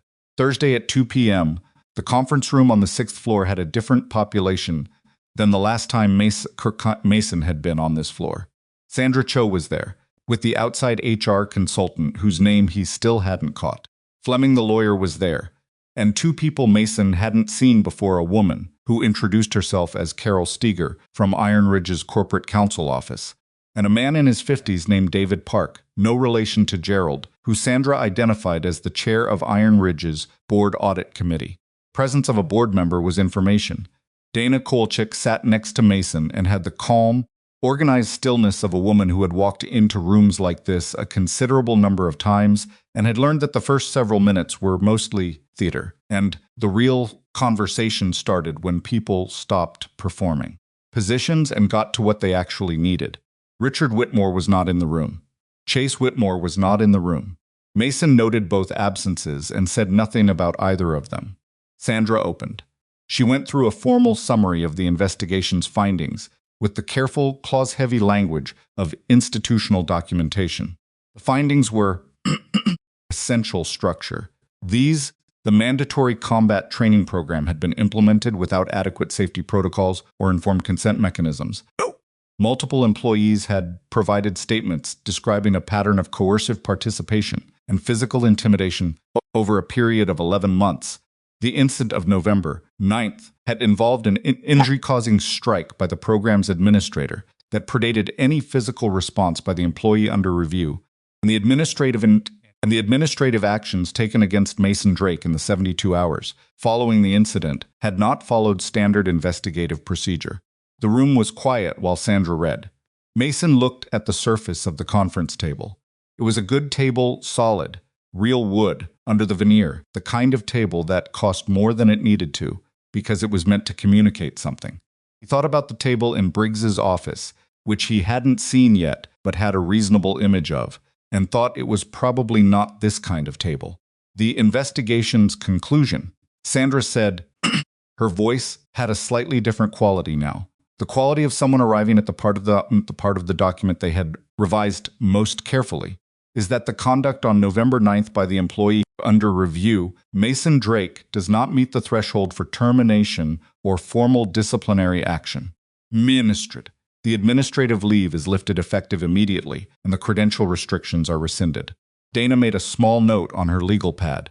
Yes, additionally, David Park said, and his was a different voice, board member voice, which was the voice of someone who had read the liability analysis and made a decision that was going to cost something regardless of which direction it went. Iron Ridge Logistics wishes to offer Mr. Drake a formal apology for the conduct of the investigation and for the conditions that allowed the incident of November 9th to occur. He slid an envelope across the table. Mason looked at it. That's a separation agreement, Carol Steger said from corporate counsel's end of the table. It includes a severance figure and a mutual non-disparagement clause. Dana picked it up before Mason touched it. She opened it. Read it in about 90 seconds, which told Mason she had been expecting something in this general shape. She made 3 notes, slid it to Mason. He looked at the severance figure. It was not an apology number. It was a liability management number larger than an apology, but structured to look like one. The specific arithmetic of an institution, calculating the cost of a wrongful termination suit against the cost of making it stop before it got that far. He slid it back to Dana. She looked at him. The non-disparagement clause, she said to the room. It's mutual? Mutual, Carol confirmed. It covers what specifically? Statements to media, social platforms, prospective employers. Does it cover testimony in subsequent legal proceedings involving Iron Ridge or any of its employees? Carol and Fleming exchanged a brief look. That language can be revised, Carol said. It needs to be, Dana said. My client has no intention of making public statements about Iron Ridge Logistics.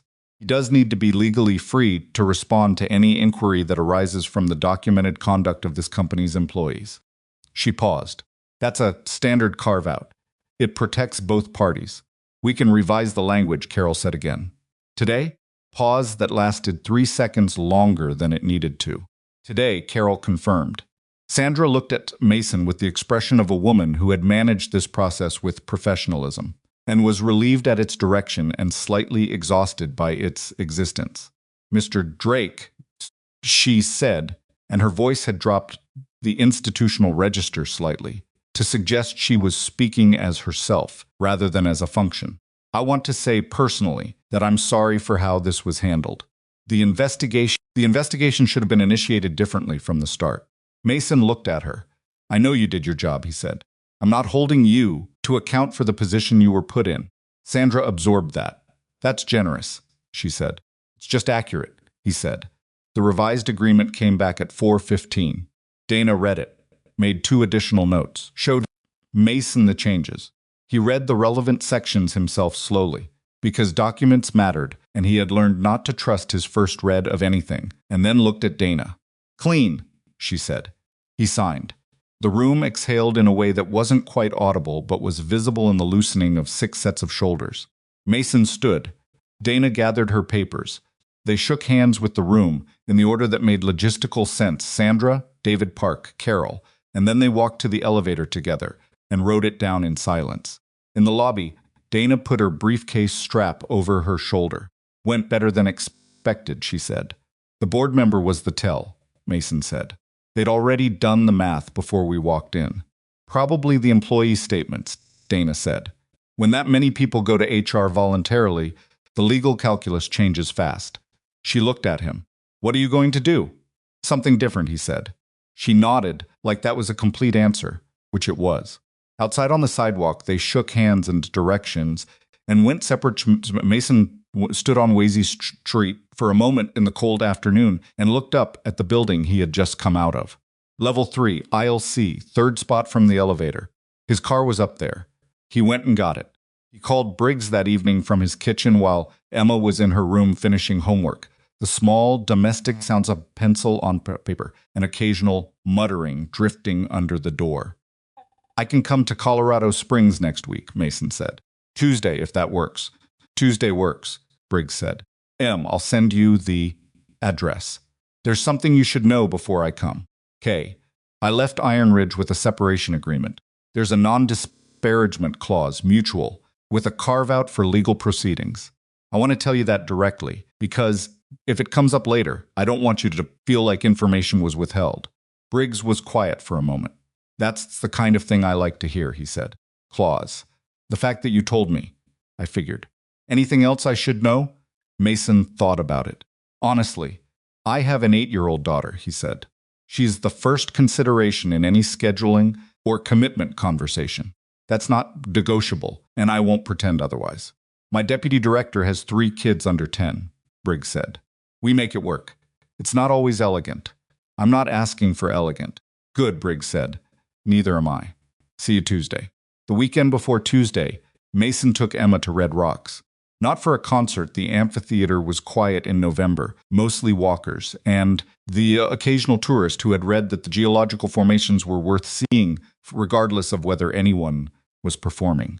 Sandstone fins jutted from the earth at angles that looked like argument, red and enormous against the gray sky, and the air up there had the particular quality of altitude, thin and cold and faintly electric.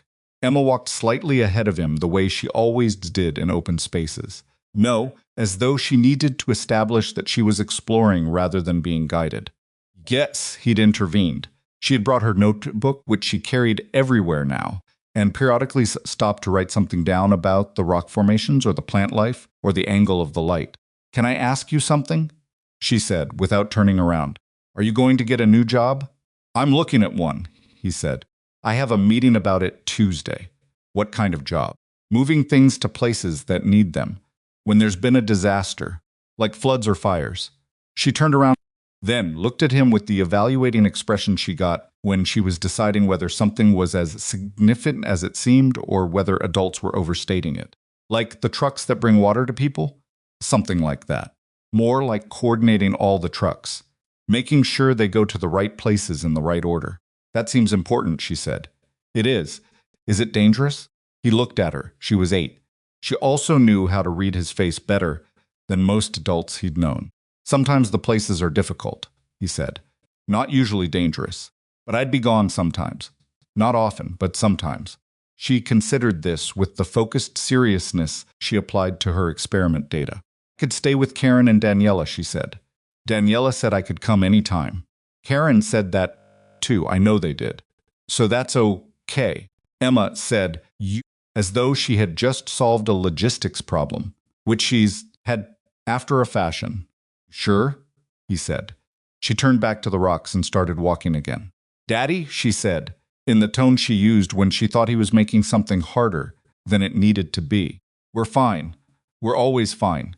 He watched her walk ahead, notebook tucked under one arm, stepping carefully around the scrub and loose stone with the deliberate confidence of a small person who had decided she knew where she was going.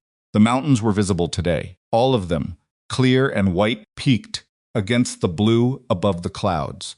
The way they looked when the air finally cleared and the distance collapsed, and you could see everything that had been there all along. He put his hands in his jacket pockets and followed her up the path. Tuesday in Colorado Springs, Meridian Response Solutions operated out of a converted warehouse.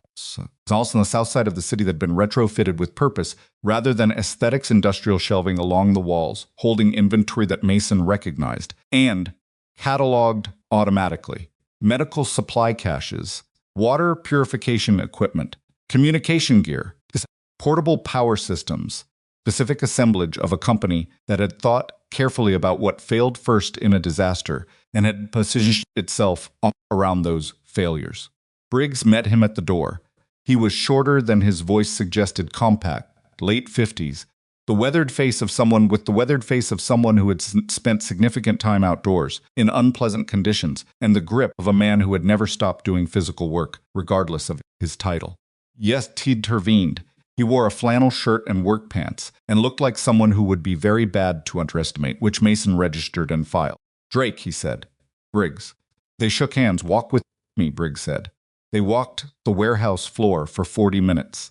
Briggs explained the inventory system, the deployment protocols, the communication structure. He introduced Mason to 4 people, a logistics coordinator named Yolanda, who had a background in military supply chain, and the rapid assessment eyes of someone who had managed shortages professionally, a field team lead named Garrett. Mason noted privately, who had been with Meridian since the 2nd year, and had the specific kind of quiet competence that only came from having done hard things repeatedly. An operations analyst named Kevin, 25, fast and slightly nervous in the manner of someone who was aware they were being evaluated and cared about the result. And a woman in the corner office, whose door was partially open, typing rapidly, who Briggs introduced as Dr. Cho, no relation, again who handled their medical logistics coordination and had a prior life in humanitarian logistics with an NGO that Mason had heard of, because they had occasionally operated in the same geographic regions for different purposes. She looked up when Briggs said her name, looked at Mason. You actually came, she said. I said I would. Briggs said you might. Told him might was doing a lot of work in that sentence. She thought you'd take the corporate settlement and disappear, Briggs said. I almost did, Mason said. Lena tilted her head, went back to typing. Almost is the interesting part, she said. They moved on. The debrief portion happened in a small conference room that had a whiteboard covered in supply chain diagrams and a table with coffee that was not as bad as it should have been given the machine it came out of. Briggs sat across from Mason and put a folder on the table. I want to walk through a scenario, Briggs said. Real one, from 18 months ago. Colorado River Basin flooding, southwestern quadrant. I'll give you the initial situational picture. You tell me how you'd approach resource coordination. All right, Mason said. Briggs opened the folder. Roads 1 through 7 in this grid are impassable. Cell service is out in 3 of the 4 counties. You have 4 trucks staged at this location. He pointed on a rough map with mixed cargo. Water purification MREs. Basics medical. You have a field team of 6 at this staging point. Another 3-person team at this secondary location with 2 ATVs and no radio link. 2 hospitals in the affected area are operational, but running low on specific supplies that are in your inventory. 1 hospital has a critical surgical case that needs blood product that is currently at a distribution warehouse 60 miles out in a direction where road access is partial but not certain. He stopped, looked at Mason. Mason looked at the map. What's the weather picture in the next 6 hours? Deteriorating. 30% chance of additional precipitation. Partial road access to the warehouse. What's the uncertainty? Construction damage. Water over road. Structural? Water over road. Depth unknown. Do I have comms to the 3-person team or not? Currently. Last contact was 4 hours ago. Mason looked at the map for another moment. Blood product is the immediate critical, he said. Everything else has a longer timeline. I'd send 1 truck to the warehouse with the driver and 1 additional person, lightest vehicle. Highest clearance FSH with the mission to assess road depth and either transit or turn back and relay the decision via a designated alternate communication point. He tapped the map. This junction here, it'll be accessible to both the stuck team's last known position and the staging point. Establish that as a rally and comms relay point for the 3-person team before they lost contact, which means if it was my operation, that contingency was built in before we lost them. Briggs said nothing, listening. Second priority is the hospitals. I'd split the remaining 3 trucks to cargo to Hospital 1, which is the larger facility. 1 to Hospital 2 with the supplies specific to their shortage. The field team goes with the cargo trucks because the hospitals are going to need hands for offload and probably internal distribution if their staff is stretched. That leaves your staging point unoccupied. Staging point is a logistics node, not a defensive position. If everything is moving in the right direction, an empty staging point is a success condition. Briggs looked at him for a moment. What about the 6-hour weather deterioration? Everything needs to be rolling in the next 90 minutes, Mason said. The blood product truck doesn't make it through in that window. I need to know so I can pursue the alternative, which is, he looked at the map again. Is there an air asset available, or is that outside the operational picture? Outside the picture for this scenario. Assume no air. Then the alternative is finding a way to move the surgical case to a facility outside the flood zone, which means coordinating with the hospital directly and the county emergency management chain. He paused, which is probably a parallel conversation that should have started already. Briggs closed the folder. The person I replaced in this role took 40 minutes to get to that decision tree, he said. He was good. Mason said nothing. You were at about 12, Briggs said. I had help, Mason said. Your scenario was clean. Real ones aren't. I know. Briggs put both hands flat on the table. I want to offer you the position. Director of Field Operations. The salary as he named it. And it was less than Iron Ridge, as he had warned. Not as much less as Mason had been expecting, and it includes benefits of a vehicle allowance and flex scheduling that I mean when I say it, not corporate policy mean it. I want to meet the full team before I commit, Mason said. Fair. And I want to see your deployment documentation, protocols your previous director built. I won't reinvent what's working. Also fair. Briggs picked up the folder. You want to come back Thursday? I'll have everyone here. Thursday works, Mason said. They stood, shook hands. One question, Mason said. Go ahead. The person who recommended me. I've been trying to figure it out. Tom Hargrove? Briggs's expression did something small and specific. Call him, Briggs said. He'd like to hear from you. Mason nodded. He drove back to Denver in the early afternoon, the mountains on his left the whole way, visible and clear and enormous. Emma's school let out at 3:15. He was in the pickup line at 3:10, third spot, which was where the traffic flow put him. And he sat with the engine running and the heat on and watched the school doors until they opened. And children began to pour out into the cold in their bright coats. And somewhere in that stream of color and movement was a small person in a green jacket with a notebook under her arm who would find his car without looking for it because she always knew where he was. She knocked on the passenger. He unlocked it. She climbed in, dropped her backpack at her feet, buckled her seatbelt, immediately said, the clay soil held the most water. I was right, but I had the wrong reason. What was the wrong reason? I thought it was because clay is heavier. But it's actually because the particles are smaller, so there's less space between them for the water to move through. She pulled out her notebook and showed him the data. The hypothesis was technically correct, but the mechanism was wrong. That happens a lot in science, he said. It happens a lot in general, she said, in the tone of an 8-year-old who had recently observed this about the world and found it more interesting than disappointing. Pulled out of the line and into the street. How was the meeting? She asked, without looking up from her notebook. He said, Are you going to take it? He thought about the warehouse, whiteboard, the coffee that was better than it should have been, Yolanda's rapid assessment eyes, Lena Cho typing in the corner office, Briggs's hands flat on the table and a salary number that was honest in both directions. He thought about a man named Hargrove from Oklahoma who communicated in half sentences and had once told him to stop thinking and start listening, and who had apparently been paying attention to Mason's life from a comfortable distance for some time. Mason said, I think I am. Emma made a small sound of satisfaction and turned a page in her notebook. Outside, the mountains ran alongside them all the way home. Called Tom Hargrove that night. Emma was in bed. The apartment was quiet in the way it got after 8:30, not empty quiet, but settled quiet. The particular stillness of a space that had been full of a child's energy all evening and had now exhaled. Mason sat at the kitchen table with his phone and a glass of water and the green legal pad open to a blank page. Because he always thought better when something to write on was nearby, even if he never wrote anything. Hargrove picked up on the second ring. "I figured you'd call eventually," he said.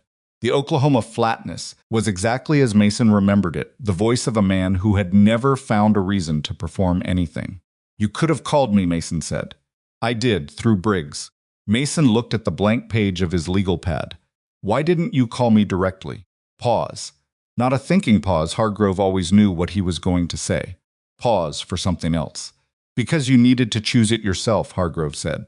"If I called you directly, it would have been me pulling you somewhere. This way it was you walking to it." That's a fine distinction. Most of the important ones are. Mason twisted his pencil over in his fingers. "How long have you known about Briggs?" 3 years. "I did a FEMA coordination contract with Meridian after I retired. He's the real thing, Mason. He builds organizations the right way, which means they work in the field and they don't fall apart when the pressure's real." A pause. "You're going to be good there." "I haven't started yet." "But you will be." The certainty in that was neither flattering nor pressuring. It was just information, delivered in the Hargrove tradition of stating what he knew without decoration. "You should have said something earlier," Mason said. 2 years ago. You weren't ready a year ago. Know that. "You were still building the quiet life," Hargrove said. "The one that was supposed to make up for everything before it. I've watched guys do that. You can't tell them anything until they figure out it doesn't work the way they thought." Mason sat with that. "Does it ever work?" he said. "Sometimes. For some guys, the quiet is genuinely what they needed, and they build something real inside it." A pause. "One of those guys. You never were. You were good at the work, Mason. The actual work. The quiet was always going to be temporary." Outside, a car passed on the street below. Its headlights swept briefly across the kitchen wall and disappeared. "You could have mentioned this at any point in the last 11 years, Mason said. "I mentioned it tonight," Hargrove said. "Through Briggs. That's not the same thing. But it got you here." Mason almost said something and then didn't. Because Hargrove was right and they both knew it, and saying so added nothing. "I'm taking the job," Mason said. "I know." "How do you know?" "Because you called me tonight instead of thinking about it for another 3 days, Hargrove said. "When you're uncertain, you go quiet. When you've decided, you reach out." Mason looked at the blank legal pad. Put the pencil down. "Take care of yourself, Hargrove. Always do." A brief pause. "And Mason." "Yeah, the thing at your company. With the kid." Mason waited. "You held it right," Hargrove said. "All of it. From the beginning." The line was quiet for a moment. "Thank you," Mason said. He didn't know, until he heard himself say it, how much he'd needed someone he respected to say that. Validation, not zealous and full, had set peace with his own assessment of his choices, but the specific experience of a person who understood the full context of who he was and what he'd done, confirming that the math had been right. He hung up, sat for a while in the kitchen with the blank legal pad and his glass of water and the quiet that was not empty. Then he went to bed. No.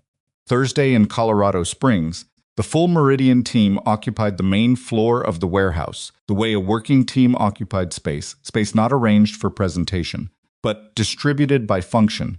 He'd intervened. People moving through tasks that were already in progress when Mason arrived, which told him something about the culture before anyone said a word about it. Briggs introduced him to the 3 field team members. He hadn't met Tuesday, a former Army logistics NCO named Priya, who was built like someone who carried heavy things professionally and had the economy of movement that confirmed it. 20-something named Cole, who handled communications and technical systems, and had the specific energy, specific of a person who found problems interesting rather than annoying.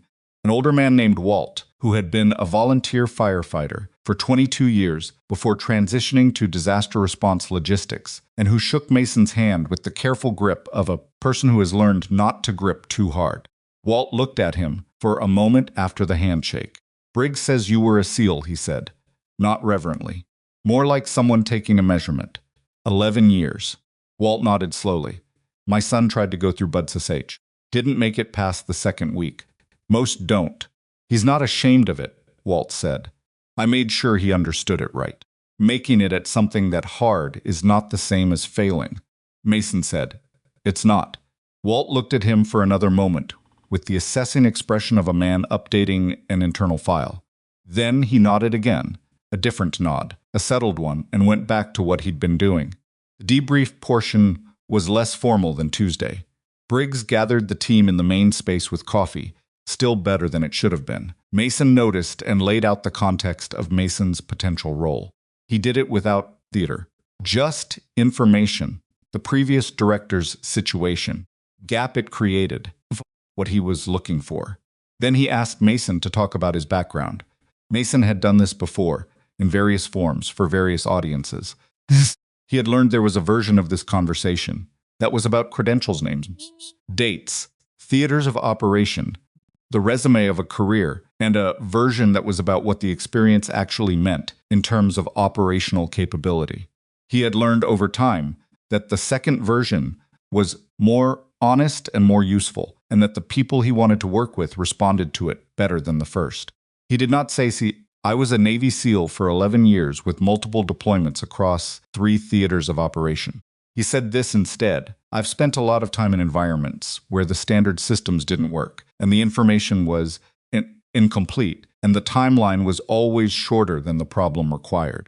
I've had to make resource decisions that affected outcomes I could not fully predict with teams that were tired and under pressure in places that were not set up for the mission they were being asked to support.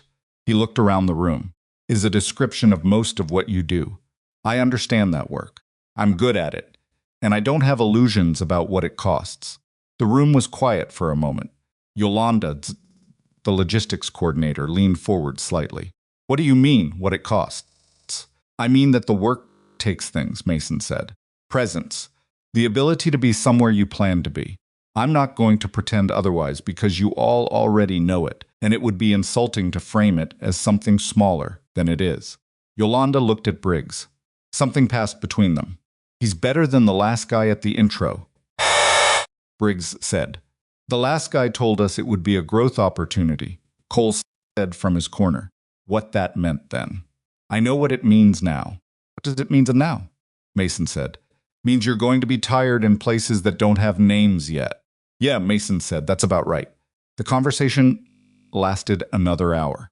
It was not structured like an interview, it moved. The way working conversations moved, looping back on itself, generating tangents that turned out to matter, interrupted twice by operational questions that had nothing to do with Mason, but that he listened to anyway, and that told him more about the team's actual function than any formal presentation could have. By the end of it, he understood something clearly. This was a team that had been holding itself together in the absence of a field director, with the particular cohesion of people who trusted each other enough to cover the gap without being asked. Was not nothing. That was in fact everything. When the others drifted back to their work, Briggs walked with him to the parking lot. Briggs said, I'll start the 1st of December, Mason said. That gives me 2 weeks to close out my situation in Denver properly. Briggs extended his hand. Mason shook it. One thing, Mason said. Go ahead. I'm going to need to build the role the way I see it. Rebuild what your previous director had, necessarily, but build it from the current operational reality. Means some of the documentation changes. Some of the protocols change. I'll do it with the team, not at them, but I need to know you'll back that process. Briggs looked at him steadily. That's why I wanted someone like you, and not a career NGO administrator. That's a yes. Mason nodded, got in his car, back to Denver. What happened at Iron Ridge Logistics after Mason left did not happen all at once, and it did not happen cleanly, because institutions rarely moved in clean lines regardless of what their press releases said. But it happened. The employee statements that had been given voluntarily to HR 31 in total, Mason eventually learned through Sandra Cho, who sent him a brief email 3 weeks after his departure that was professional in its form and personal in its content, had documented the combat training program comprehensively. 11 months of records, injuries logged, coercive incidents described with the specific date and core detail of people who had decided they were done being silent and had written down everything they remembered. The board audit committee received the full investigation file on a Monday in late November. By Wednesday, the combat training program had been formally terminated. By the following Monday, Chase Whitmore had been removed from his position as Director of Corporate Culture and Organizational Development. The announcement was phrased as a role transition and attributed to an organizational restructuring initiative, which was the institutional language for "this had to stop, and we are acknowledging that it had to stop in a way that doesn't invite more legal scrutiny than we already have." Mason read this information in Sandra's email and felt not satisfaction exactly. Something quieter and more specific than satisfaction. The feeling of a resolution that had arrived in the correct form, dramatically, with the shape of a movie, in the way actual consequences arrived, slowly, process through process, after documentation, the language of institutional correction rather than personal justice. He replied to Sandra's email. "Thank you for letting me know. I hope things are better there," she replied. "They're getting there. Good luck with the new role." He closed the email. That was the end of that chapter, and he recognized it as such and moved on. What happened to Chase Whitmore was not something Mason tracked actively, but the world was not so large as to prevent information from arriving anyway. 6 weeks after the restructuring announcement, Mason ran into Kevin Marsh at a coffee shop on 16th Street. The young accountant was with a woman girlfriend, probably, from the way they were sitting, and he looked up and saw Mason and went through several expressions in about 2 seconds before landing on something that was tentatively glad. "Hey," Mason said. He nodded to Kevin's companion. "I'll let you get back to it." Wait, Kevin half rose from his chair, then settled. "I just wanted to say what you did. In the gym. That first time. When you helped me up," Mason waited. "I know it didn't seem like much," Kevin said. "The bigger thing happened later. But that first time, when you just came and helped me up and got me out of there." He stopped. "It mattered. I wanted you to know it mattered." Mason looked at him. The young man was earnest in the particular way of someone delivering something he had been carrying for a while and was relieved to set down. "Take care of yourself," Mason said. Kevin nodded, sat back down. Mason got his coffee and walked back to his car. He thought about Kevin's face, the bloody nose and the purpled eye, and the particular expression of a young man who has just discovered something about himself in the worst possible setting. Thought about the moment he had crossed the mat, not the second time, the confrontation. The first time, quiet time, the 2 steps forward, and the hand under Kevin's arm, and the simple act of saying, "Let's get you some ice." He had not been certain in the moment that he was doing the right thing. He had been certain that doing nothing was the wrong thing. Those were not the same, and the difference mattered. He drove south on I-25 toward Colorado Springs.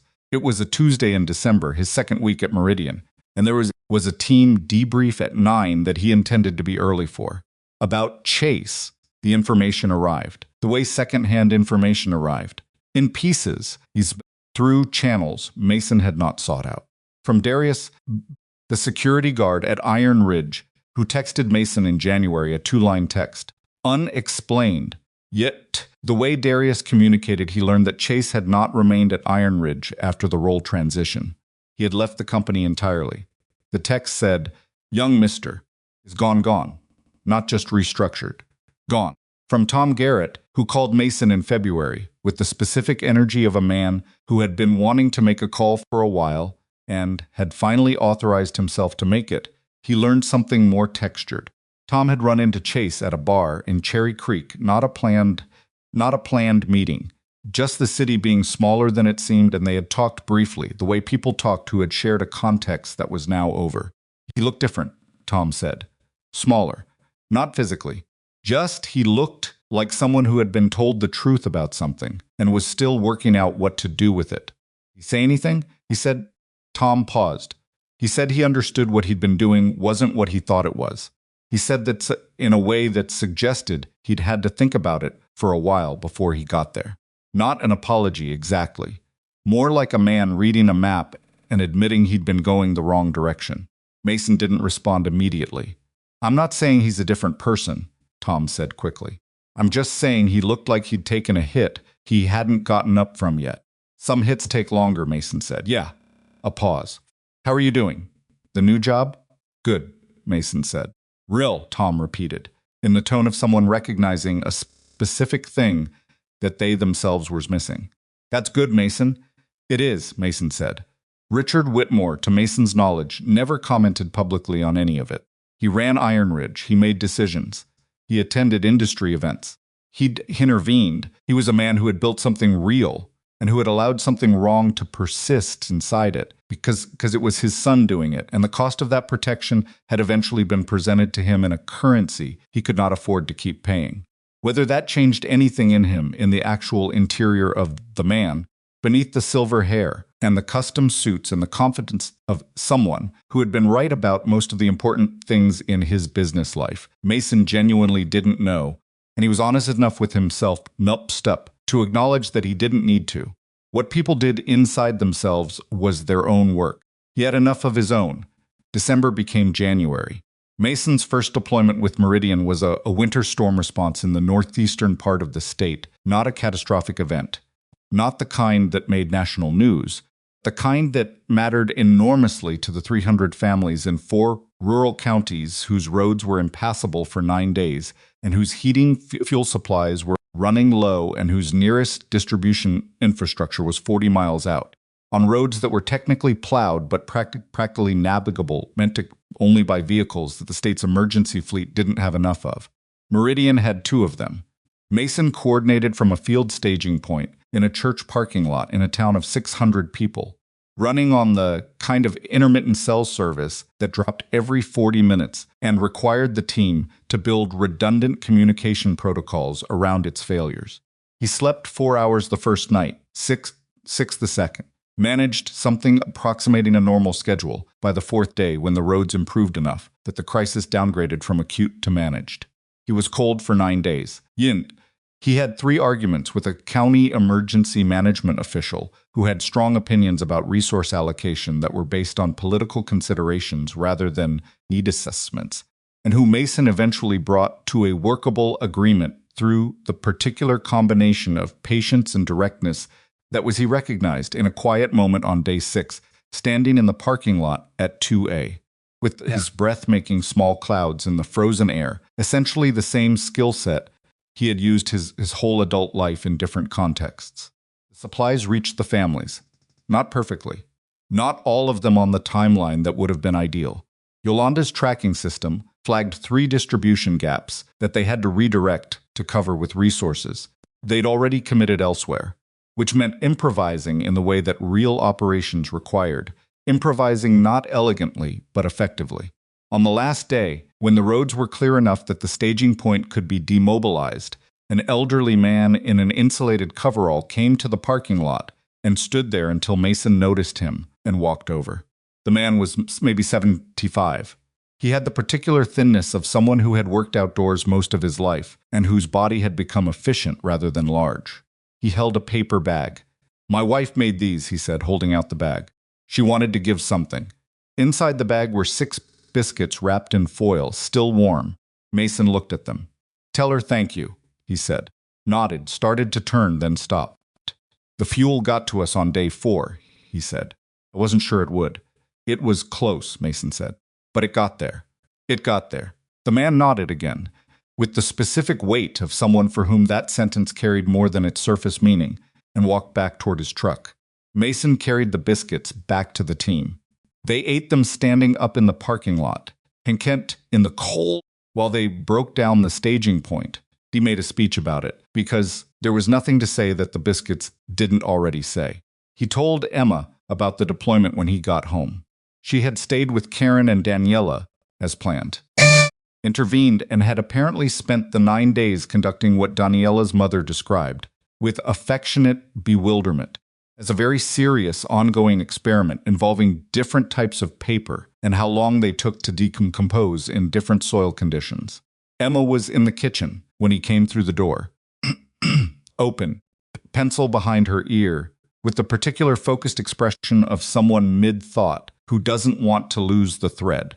She looked up, looked at him the way she always looked, the inventory, the read of his face that she had been doing since she was old enough to understand that his face told her things.